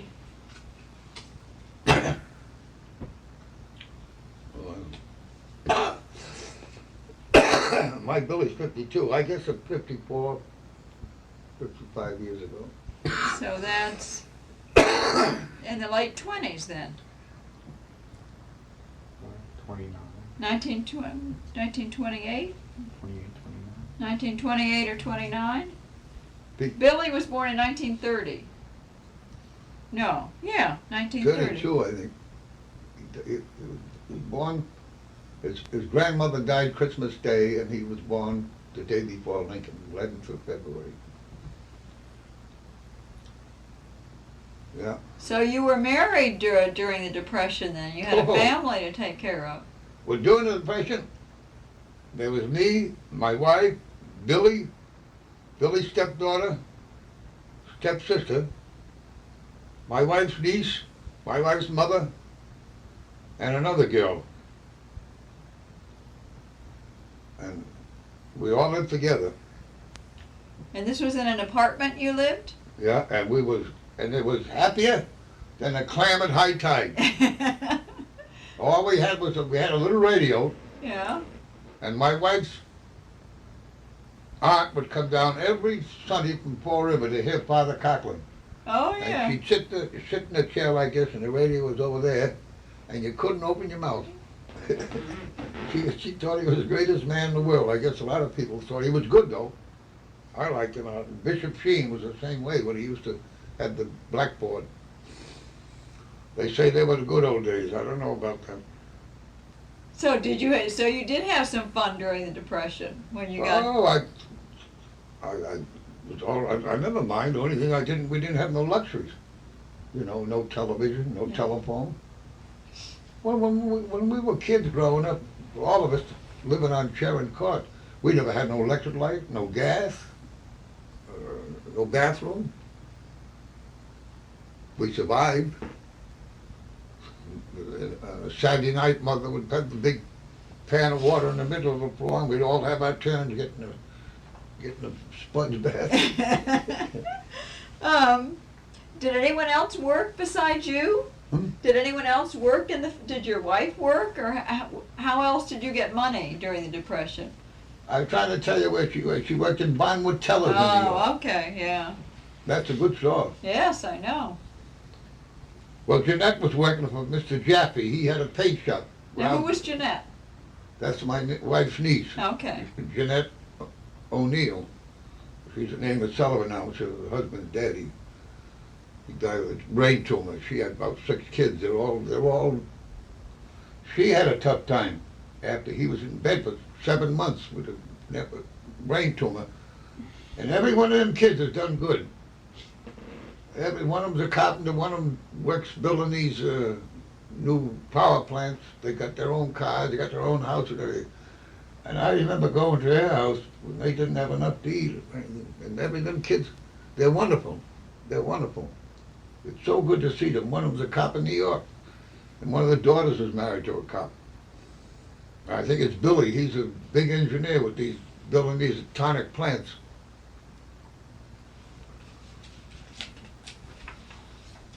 So you got by. Hmm? You got by all right during the Depression. Did too. You think you did better than other people around you, or worse, or? I don't think I done any better, but there was a lot of poverty. There was no welfare like there is today. Mm-hmm.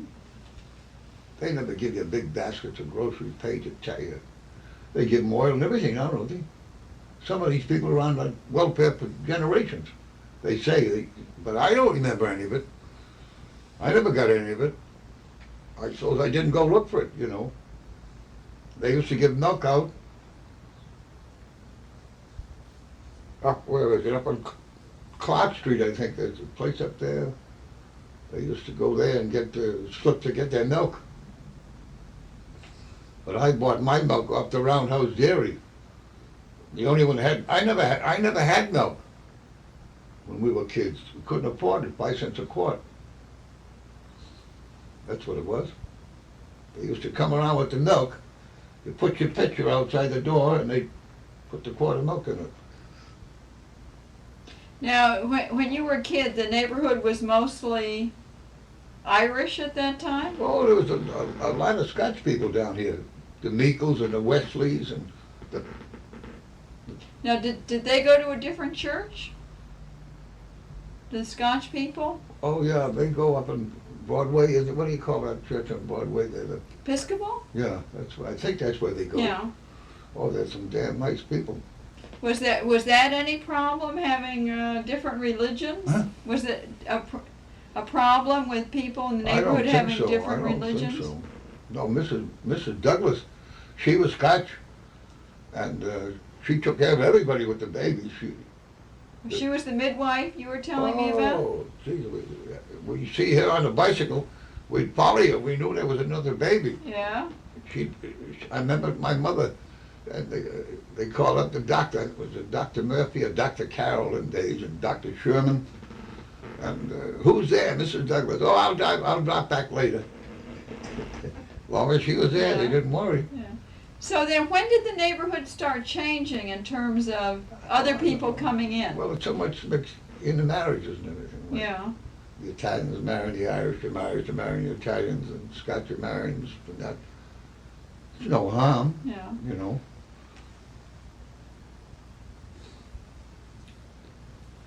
Well, now tell me about the hurricane of 1938. Where were you on September 21st? Right at the beach. I was the last one out of there. And when I got home, all I had on was a pair of bathing trunks. No shirt, no shoes, no stockings, no Well, clothes. now start at the beginning and tell me what happened in terms of, what was there at first? A lot of wind, or did you know what was rough happening? weather. Yeah. They said it was a line storm, that's what they called them. They had them for years, but they never had them like that, you know. What did that mean, a line storm? It was something that the sun and the moon changes in September every year, that is. Oh, the equinox. Yeah, that's what they say. Okay. Them waves start coming in. And we grabbed all the chairs and umbrellas and put them away up in the back, like in my backyard, say. But all the flower boxes, beautiful. We took them all in. Then the water kept coming up, getting higher and higher and higher and higher, and finally the buildings started to waggle. So everybody got out on the road. And Mr. Young, he's dead now, him and his wife both.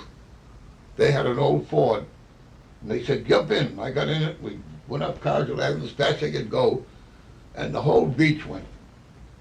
Dr. Healy was up on the other end. He saw the whole thing. Them waves are so high. Clean that beach right out, just like if somebody went in there with a broom. So how close were you to getting washed away, do you think? Well, if I stayed there much longer, I wouldn't have been around today. Now, there wasn't any radio to tell you it was a hurricane, was there? No, they didn't know then. Look at how it was over the trolley cars in Providence. I think I had some pictures of the. Now, did all the buildings got wiped away at Bailey's Beach, didn't they? All the buildings got wiped away? Clean right out. Except the building in the middle Yeah. went across the street over to the pond. That stayed intact. Even the toilet bowls and the sinks never broke. Huh. And they I think Kepner took it. They took it all apart and got all the lumber out of it. It wasn't too old. It was only a few years old. So what happened to the other parts of the buildings? Did they get swept out to sea? You know that Gooseberry Island out there? Yeah. There was a couple on there. They got drowned. They never found them. That place went nowhere. Just cleaned that island right off. And Hazard's Beach was across the street in them lots. Washed everything right out. Were you scared? Huh? Were you afraid? No, I was young then. It didn't bother me. When I got up the corner of the table, they let me off Narragansett, I guess. They couldn't go up by Wellington Avenue because the water was right up on Thames Street. They was in boats up in Washington Square. I have a picture somewhere. And Tom McCann's shoe store, that was flooded. All them stores along Thames Street. That was an awful thing. Oh. So what did you do when you got home? I gotta do nothing. I'm down the beach the next morning, and there it was, nothing there. No, but that night of the hurricane, did you go down to Thames Street to see what was happening? I don't remember now. Might have. I lost my clothes, and one of the fellows that worked there with me, he just bought a brand new fishing pole, and he brought it down that day. He was going to go over to Spouting Rock fishing. He ain't found the pole yet. So what? I lost $4 or $5. I guess I had in my pants. So what happened to them? Your clothes? How did you not have to? Well, I had clothes home, but I mean, what clothes I had down in there, the a laundry pair of room? trunks, Yeah. things like that. I I mean, a see. pair of trousers, a shirt. We all lost it. None of us had our clothes. What about when you lost the electricity that day, right? That night? Do you remember? They didn't have no electricity at the beach then. No, but when you got home that night, Yeah, I can't remember that. do you remember if there was any looting of the stores? Anyone? Looting. I don't think so. I don't think so. If it was today, they'd be. Yeah. They'd steal across off an Ave today. Some fellow paid a big fine the other day for stealing something worth about $25. Like the guy the other day wouldn't pay the $2 on the bridge, and it cost him $25 in court. What about the trees? I understand one of the worst things that happened in Newport were the trees falling down. That was in a hurricane. Right. Yeah, Oh, that's that what I was mean. awful. That was awful. Beautiful trees. God. They were cutting them for weeks, picking them, taking them off the streets and everything. They were all over. That's when Hugo Key made a lot of money then. Who did? Hugo Key. How did he make money? Getting them, he had the equipment. You know, he had bulldozers and Yeah. trucks and had an awful lot of men working for him. Did you work on the cleanup at all of the No, city? I went right to work at the beach. I worked all winter there. Oh yeah. Doing what? Building or? On the seawall, they put the new seawall in. That was the first thing they done. It's still in there too. Oh. That's the first thing they done. How many people worked on that? On the seawall, well, there was two brothers called the Glenn brothers. They had a big mill down at one of the wharfs, and they made all the forms. And the forms was all 4 foot wide at the bottom and 18 inches at the top. And on the back of these were straight and these were pitched. You can see the wall there now, and it's 7 foot down. And under that wall is all spirals, 25 feet down, big spirals like telegraph poles. We worked there all winter, putting that wall in. And then the contractors come from New York and they put the buildings up. They had 45 carpenters working there. and plumbers, electricians, and masons. That building would cost $1 million today, that work. With nothing in because the we got 50 cents an hour. But they get about $8 an hour now, the same work I done. And the masons get about 90, they got 9. So that's the difference in things. So what happened during the hurricanes in '54? Weren't there Oh, two? they raised hell. Well, was one there 44? Oh, that's when you got the Yeah. the tray for. They didn't do the damage that 38 done. But that was a big one. So I can't look at Newport Beach. Look at the water was as high as them telegraph poles. That pond down there was full of cars. And, I think there was a priest killed there, and I know a woman, Mrs. Murphy, she got killed down there. She was on a truck and got off the truck coming from Van Buren's. Do you know anyone else who died during that '38 hurricane? It was a lot of people. A lot of people. Look at out in Island Park. They got wiped out completely. What story do you remember is the most amazing story from the '38 hurricane? Was it? I'm trying to figure. That Hurricane Inn, they called it. Mr. Reed built that, Vernon Reed. I think that was after the '38, though. When the water went right through the house.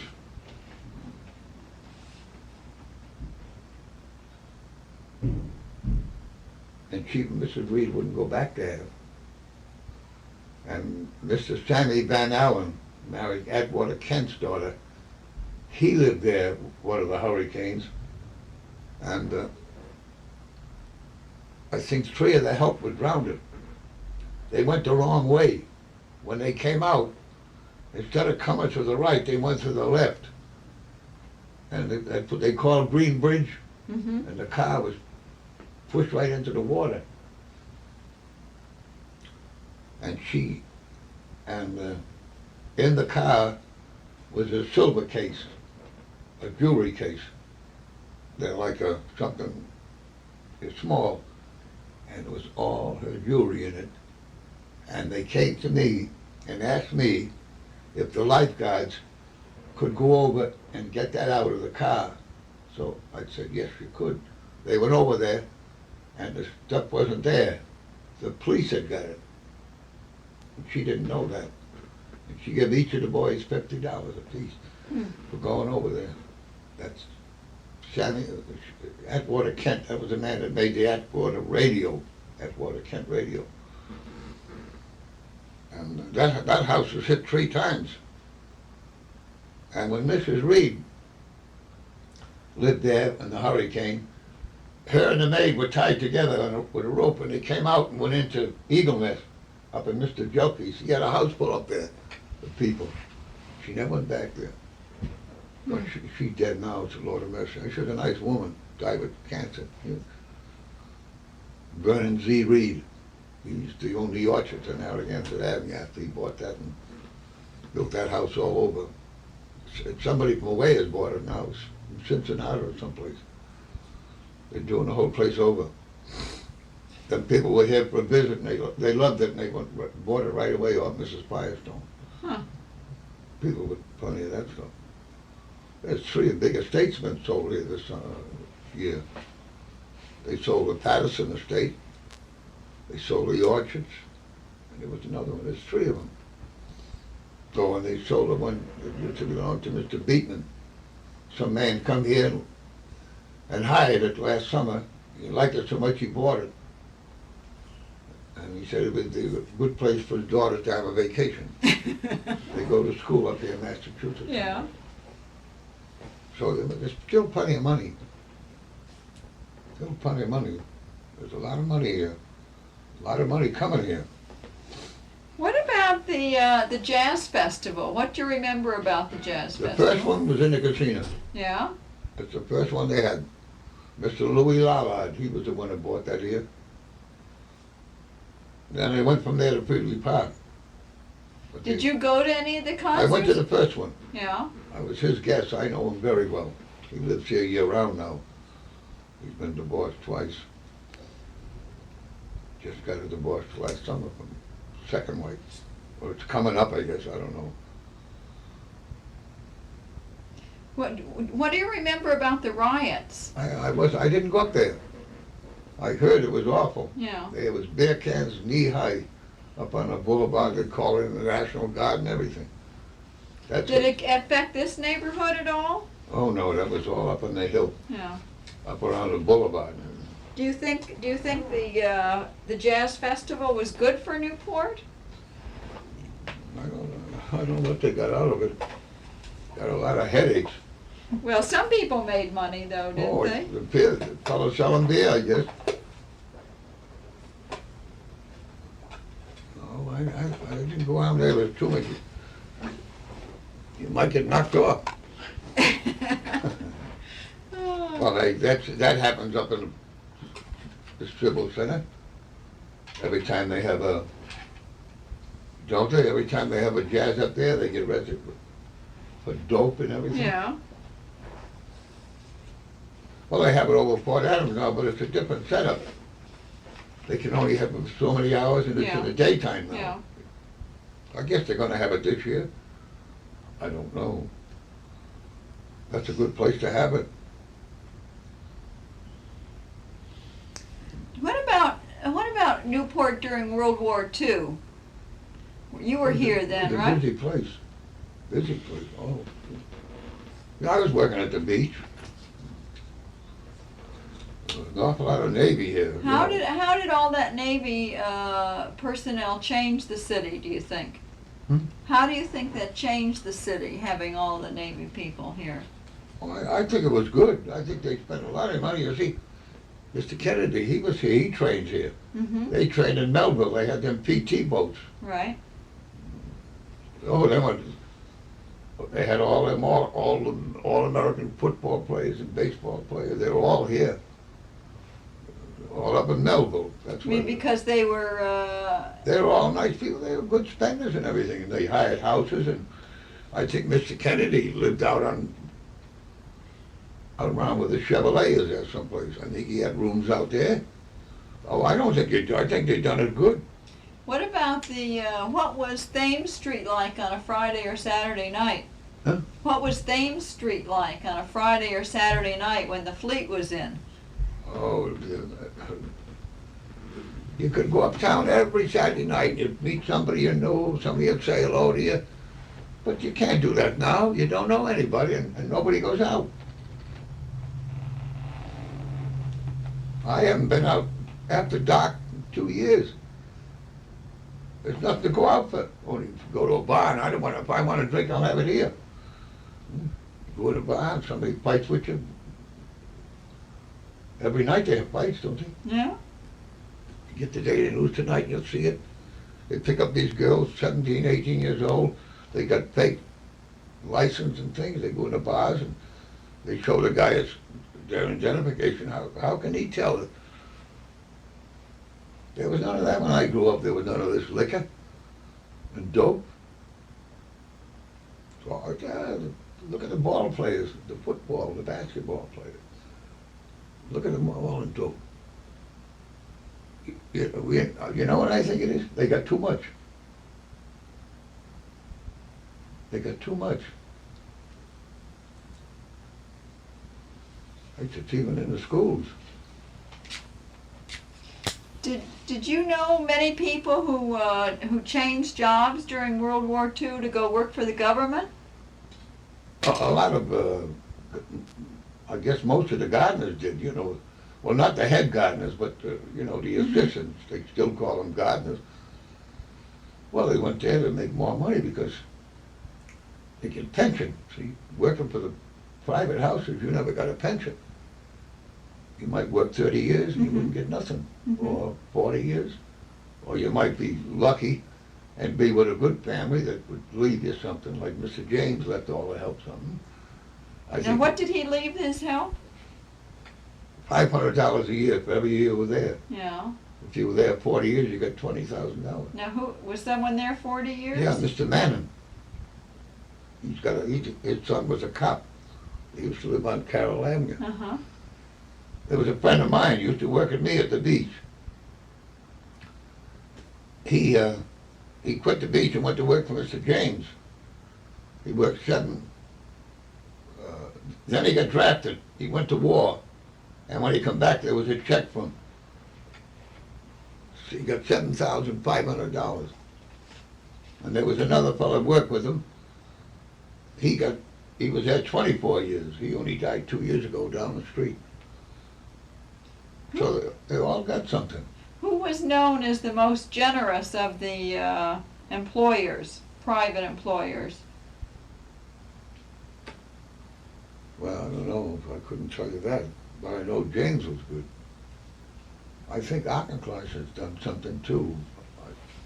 I think before Mrs. Auchincloss done, I think she gave them all money. You know, I can't swear to that, but I Yeah. thought I heard that. Well, what did you do in the winter time during World War II? Where did you Oh, work? I was still on the beach. All year? I was getting paid year round. Oh, They started paying me year round 1940. They've been paying me since. Every year they give me a little more. Every year. But before the war, I worked 2 years out to Glen, 2 winters out to Glen Farm, moving trees. I used to move trees. I was Oh, good at really? it too. you mean full-grown trees or little trees? Or? Oh, I tell you how little they were. The last one I moved in 1939 for John Astor. 16 foot around, 3 foot deep. I used 8 jacks to get it out of the ground. Me and another fellow, and the other Just fellow. the two of you? Just me and he didn't know a shovel from a hoe. He was an ex-Marine, but he was a good fellow. Yeah. And it had a 6-inch stump. We had to get a cross saw, a 5-foot cross saw, and cut that. Yeah. It was an elm tree, you can't kill him. And he said to me one day, John Astor, he lives down in Miami. He said, Fido, I'll bet you $500 it won't live. I said, Mr. Astor, I haven't got 5 cents. But this will be here when you're dead. It's still there, Yeah. down on, So you How's didn't. your You, Avenue? so you couldn't take him up on the bet, right? oh. If I had $500, I wouldn't be doing that. I was getting $4 a day to do it. Yeah. And this man came down. He was an expert on trees. And he said, don't worry about it, John. He always called me John. John Martin, he lived over here in Narragansett. He was one of the best tree makers, treemen there were. He said, don't worry about it tipping over. That'll never tip. It's too heavy. They said to tie it one night. It got stormy. He said, don't be crazy. I forget how many skids I had under it. I had these 6x6 timbers. Then you put the plank in the front. You put 4 jacks on this side and 4 on that side. And you come up one, and then you come up, and you come up. You bring it right up to the top of the ground. Then you bring it out on planks, and then you take it over to the other hole and lower it down. It's quite a job. How They did don't- you learn how to do that? I don't know. It worked out. I worked out the Glen Farm doing it Yeah. all 2 winters out there. We got 40 cents an hour out there. How come they wanted to move the trees around? Hmm? Why did they want to move the trees around? Well, they get the reason they done out the Glen Farm, they got too close together. They had grown too big? So you go down Sandy Point Avenue, see all them trees down there. They used to be right in together. And you go down to Sandy Point Farm, and the same way, they took them out of there too. Big trees. Them days they done that. It was all hard labor. Today what they do today, they back up. They put straps around them, around the trunk, and then they pull them, and they walk the.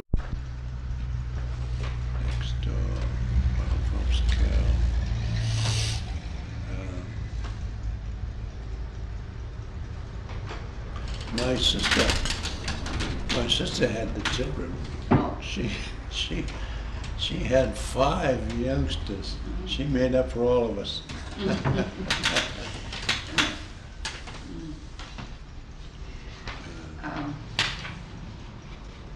Did your wife have a job?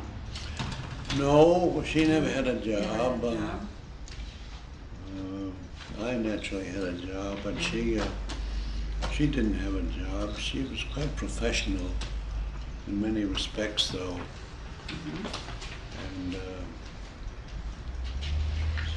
And you said you've been in this office for, you told me before, but not when we had the machine on. How many years in this office? 21 years. Describe a little bit, can you, what it looked like? What Bellevue Avenue, what the view from your window on Bellevue Avenue looked like 20 years ago? Well, there's not much change. Of course, that shopping center replaced William F. Whitehouse. He was very prominent in society. And he bought the house there that the owner of the New York Herald lived in for years. It seems as though the journalists found their way around in this place. And over there, do you remember when the, what do you call it, was burned down across the street there? I was just going to ask you about that. Yes, do you remember when it was? I remember some sort of a fire. Well, you'll find that in the same, what do you call it?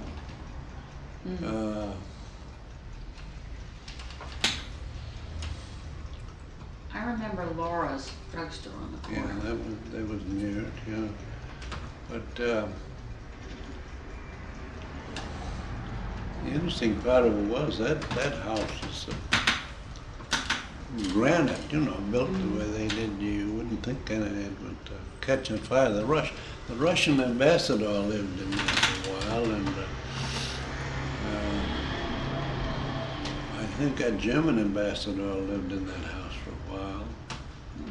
And did you see it burn? No, dear, I didn't see it burn. As a matter of fact, I don't think I was living in Newport. I could have been working in the Boston Post in Providence at that time.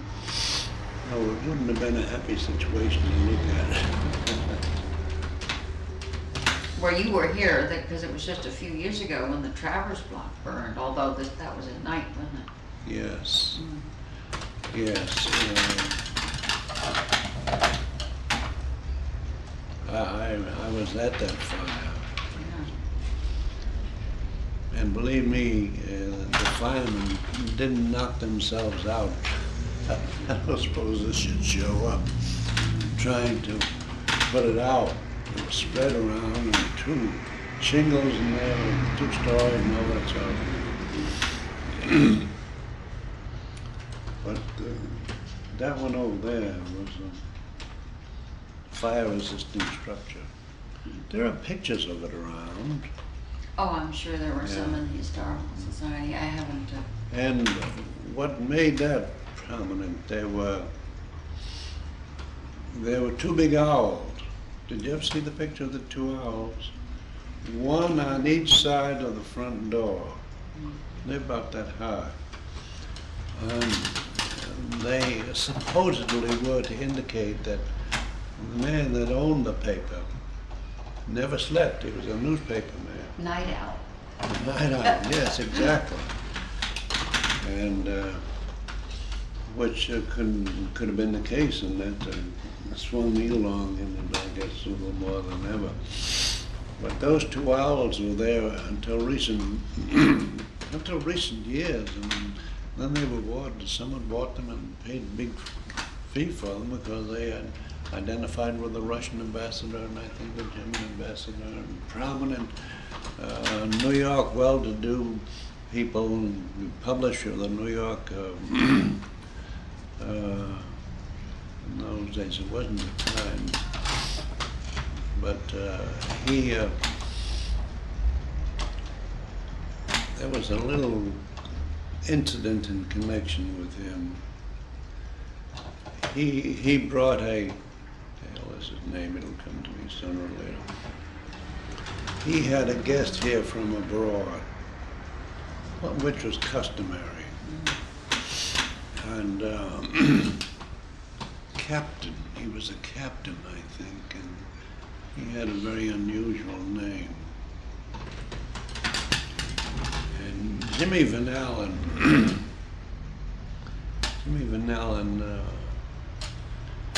wanted to bring him into the reading room, which was a private club at the time, and still is for all intents and purposes. And this is a good thing to catch now. They wouldn't let him in. You probably know something about this. They wouldn't let him in. So, what's his name got so mad that he went across the street and he built the casino. That's how that came about. Yes, I had heard that. Yes, which was the truth, and the actual case. And when that house burnt, oh God, I forget about that. But that's a primary reason that the casino was built. That house, which was big and prominent and had everybody of importance, particularly men's club in a sense, tennis, golf, everything. And when that was destroyed, there was nothing left but to build a new structure. And they went across and built that big casino. And that was basically tennis. Basically tennis. Well, very good. Now they have a bunch of questions about neighborhoods, and they want to find out, let's see, how long have you been in this house on Carey Street?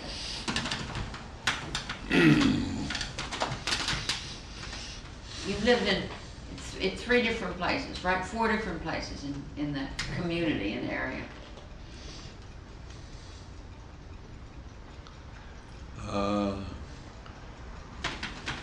We lived in Middleton Avenue after we left her mother's house. We only spent a short time there. We lived in Middleton Avenue. And we built a house there.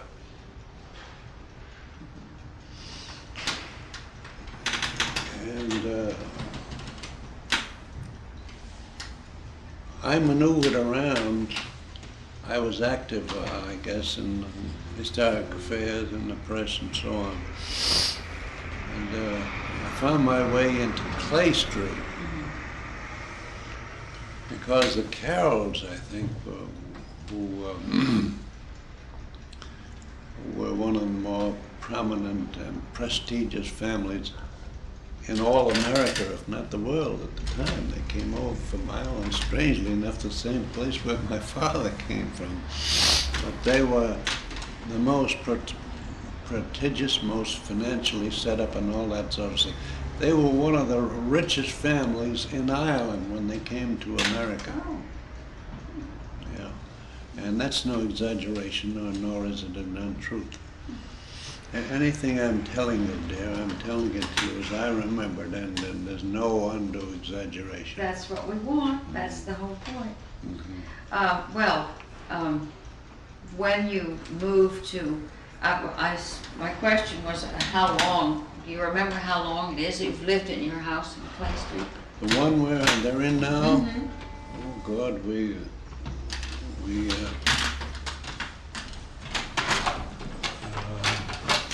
been in there since, it's not like my shoulder song, but it didn't. Well, we're still in it, and that's about 50 to 60 years. I I don't think I know that area. What sort of a neighborhood is it? Are the houses mostly like your house? Same. Are they old houses like that? Well, the one next door to us was the original house. Two of them constituted the Carroll property. And next to that, in Narragansett Avenue, when the Tiffany's lived there. The Tiffany's, you know, they had a big shop in New York. And they were, Narragansett Avenue, the elite were there. We were the ones that horned in. The poor riffraff. Yeah, we were the poor riffraff. Yeah, that's right. But did you know, you knew the neighbors, I mean, you knew who they were. Did you socialize with any of them, or were they? well, if you call it socializing, we weren't much for pushing ourselves into those things. But my work brought me in touch with everybody, like it did later on. When I came to work up here, I had spent much of a lifetime among the elite writing about them for the New York papers and all that sort of thing.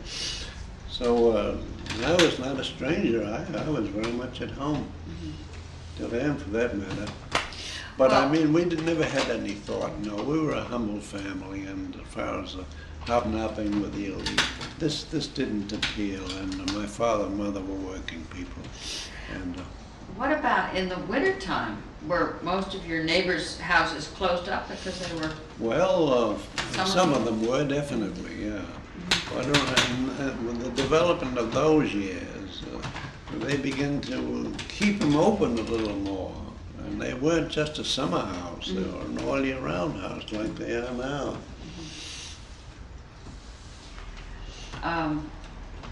Where did most of your friends live?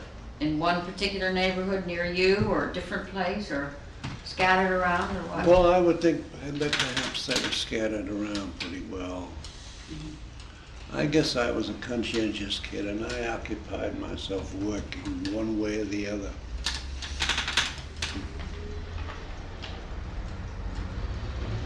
Is there anything about your present neighborhood where you live now that you don't like? And what the question is, what do you like most and what do you like least about your neighborhood? Well, that's one question and one answer, I guess.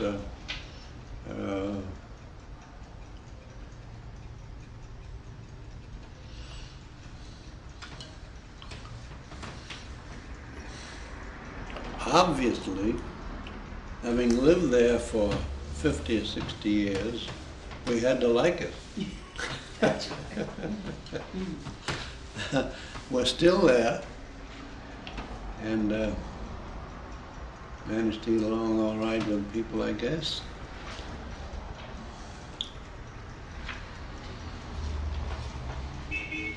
Well, The Lanairs had a big house there, and the Tiffany's had a big house, and Carroll's had a couple of houses. The Carroll's family was the more important family in that time, here and abroad. well, that's fine. There's just one last topic, and the title is Participation in the Wider Community. Now, this will be, I'm sure you'll have a lot of thoughts on this one. Did you ever join any civic organization? Yes, I did. I bet you have a long list. I joined everything there was. Well, can you name some? I see some things on the walls. Yeah. Well, basically, they were religious and spiritual, although I was great for tennis, basketball. I was in a championship basketball team. I played some baseball. I used to run like hell, long distance runner. I was in everything. Well, what Athletic. Tell me, well, you were athletic, what about civic organizations too? I see you have a Yes. Knights of Columbus certificate, and you have, that's the one I'm looking at now, but, and you have a lot of charitable organizations. See that one, all those in there? Well, they're all different organizations. Well, what are they? I can't see them. And being, They'll fall on the cord here. no, There, move it, now you can walk over it. well, that's a broker's license for real estate, another one, another one, another one.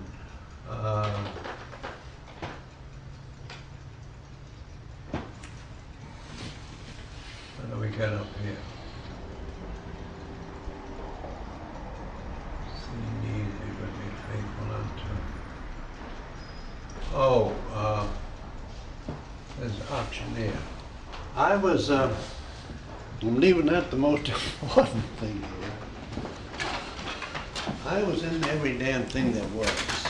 That may sound strange, but a young, lively newspaperman had got to be in every damn thing. And everybody seemed to like me because I was always trying to help someone. I wasn't like these no goods today and a little while ago that was out to get the back together. I had myself in the position of being a public servant, and consequently I became very popular, and on 3 occasions I was urged to run for mayor, and I declined in every one. Subsequently, when I was working up in Providence, I was invited, not only mayor, but governor as well. In those days, I was invited again to get involved with the governor, and New England, they wanted a senator there. And they looked to me, I got along very well with people, and however, I never went in for politics. Well, then maybe you would have some thoughts on this. In your opinion, over the years that you've lived here, who had the real political power? Was it one group, or did it change from one group to another? Or do you Well, it had to be Democratic, because the people in Newport basically were Irish, Irish Catholic, and the church kept them in line too, I guess. And they were always voted Democratic. Yes, as a matter of fact, we had 5 wards, and the fifth ward was where most all of them lived, downtown, as you probably know. And you could have we'd report on Ward 1, 2, 3, 4, and 5 on the paper, see? But everything was, oh, wait till the 5th comes in. 5th came in and flooded them all.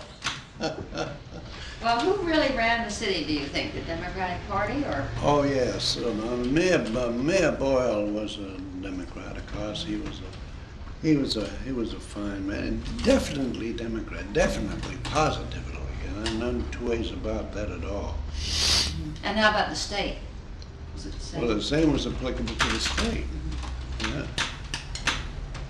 Matter of fact, I was invited to join the General Assembly and all those things, but I long since had decided I had learned enough about politics not to get into it.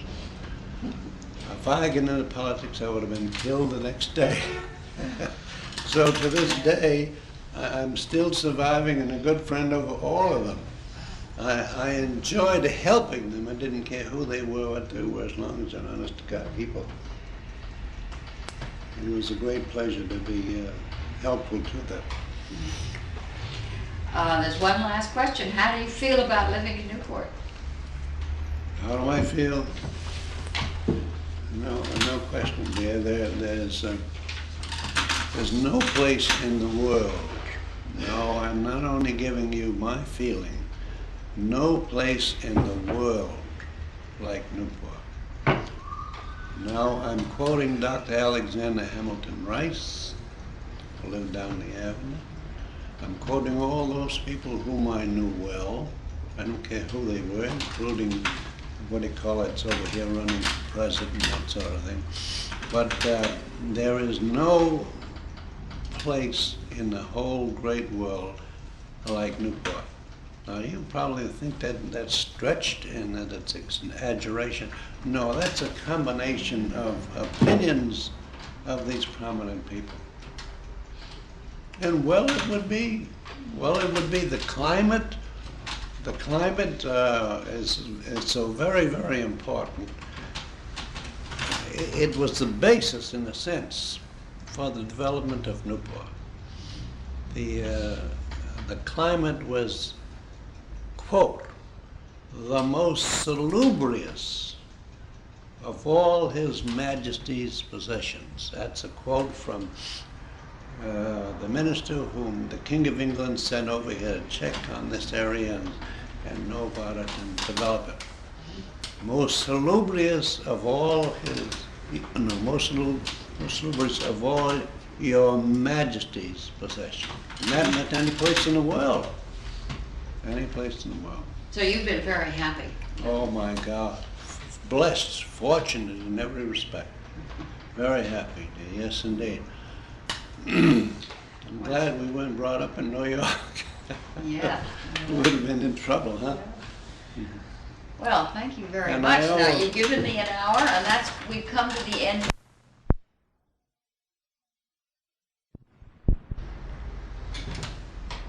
Now, let me just make sure that this is working.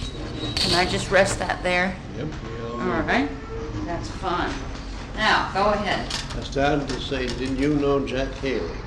No. Jack Haley was John Williams Haley. He was the Rhode Island historian for a number of years. And when the war began and I went up to Providence, one of the first people that approached me was Jack Haley. Would I succeed him as Rhode Island historian? So I thanked him. What year was this? Well, that would have to be what, around first year in the war, 1920, or something like that. After the First World War. So, yeah, this was the last one. I was up there for 6 years, I think, commuting. Well, anyhow, Jack was a good guy, but I thanked him and so on, because there's so much to that, particularly when it's statewide, and you have to go and speak so many times, so many places. Well, anyhow, now, what have I got here? We're going to think about the First World War, or around 1918. Were you in Newport? 1918, the war began. 1916? Well, I was young then, Oh, I know. 1917 was pretty much was it the end or the beginning of the war? Well, the war ended in 1918, but 18. we didn't get involved until the last year or so. 17, yeah. Mhm. Do you remember what Newport looked like in 1916 or 17? Well, I was pretty young, so I would have to have a young man's point of view. And yes, there was considerable activity because I was a young reporter. And when, for example, the German submarine craft came into Newport, which was rare, I guess, in the history of a war of any kind, and moored out in Narragansett Bay. And they were, of course, at war, but we weren't, so they capitalized on their neutrality and so on. No, I was going to say, if you're going to throw most of this general stuff out, we could capitalize and say, well, all right, you were so-and-so, you were an appraiser, you were a writer, you were a speaker, pick out 4 or 5 things and we'll hear us how to put them down. Well, there'll be time for you to do that, but these are specific questions that Okay. Ask your thoughts about that. Let me ask you a little bit. more about World War I, and then maybe if you want to go through your specific synopsis of things, then you can do that. Do you remember how people in Newport felt about the war? Were they anxious to get involved? When did how did Newporters feel about it? Well, I would have to have a young man's point of view, you see, on that, in that time. And see it from the eyes of a youngster. And of course, as I just said, that German submarine came in, which was very rare. There was much enthusiasm that the training station was being built up, and Do you remember that? yes, they would, yes, and also the fact that all of the craft, all of the boats, pleasure and craft and that sort of thing, were being converted to the war. That was very unusual, of course. Every boat big enough in Newport Harbor at the time was being converted to military purposes. Did you know anyone who worked at the torpedo station? Did you work? What sort of work did you do? Well, my dear girl, remember when the magazine blew up? No, when did that happen? Well, it happened probably the first year I worked over. It might have been 1917. Well, I went to work over there as a kid, a boy. I had to get out of, or get into long pants to qualify to get a job over there. Otherwise, I was a boy. Yeah. And they weren't taking boys by title in those days. So, however, I knew the chief clerk and so on, and I got over the torpedo station as a boy then, and before long I was a helper. That was the glory of the time. And Were they making torpedoes? What sort of things? What was going on? yeah, they were. Oh yes, yes. That was basically the work: the manufacture of torpedoes, depth charges, aerial mines, and I went into the experimental department. They picked me out. I don't know why. Picked me out, Ben Smith, and he thought I would probably be a good man, and maybe I was. I wasn't killed, though, thank God. Once you get in there at your age, they weren't going to take you out and put you into the service, irrespective of your age, although I was still a kid. Now. What about the explosion you mentioned? Oh, yes. I worked at the time. Mr. Smith picked me out to work in the experimental department. Experimental. I can envision warheads and all that sort of thing. And I was assigned to what we called the mine shed. Mine shed? Mine, that's where the mines are made. Oh, I see. And from there we took them and put them down into the magazine at the end of the island. And I used to carry them down finished and so on. I was on my way to the magazine. It had 4 or 6 sections. And I had, I figured what it was, and naturally it had to be an explosive I had in my hand because I was going to put it in there to start with the men that handled it. And I was probably 50 yards from the magazine, but I was on the back part, the bulk, you know, the back part, and the water was out here, so when the explosion would throw things out. And I was pretty close to that when that blew up. And naturally, I didn't know which way to go, what to do, how to turn. Neither did anyone else. Was anyone hurt? Oh yes, oh yes, there were people killed in there. And there were some other wounded. They were blown out into the water. So I missed something by the grace of God. Oh, Yes, so. yeah. And then I did something even more stupid. They called for volunteers to work in the magazine. Yes, First you one at the door was me. And I had to keep such people out of there as the captain and the inspector warden. No, sir, I'm sorry, sir, you can't come in here, sir. Have to put on sneakers and so. Well, so it goes. And did you work there for, I worked there for Several years? several years, yeah. 5 or 6 years, I guess. I gathered there were clam bakes held for sailors on Broadway somewhere? Do you remember anything about that?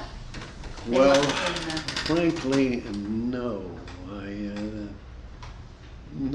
I could just generally remember there were people, when you say Broadway, that Mrs. So-and-so on Carey Street, she lived at the top of Herald or something, and she used to come down that way and get these people and go up and have a party for them on the lawn. Lots of things were done for Things the like that. servicemen. You know. Liberty bonds, do you remember bond drives and things like that? Oh, I remember. That was my job. That's what Liberty What was, that's your job was selling them or what? Selling? My job was promoting them and selling them and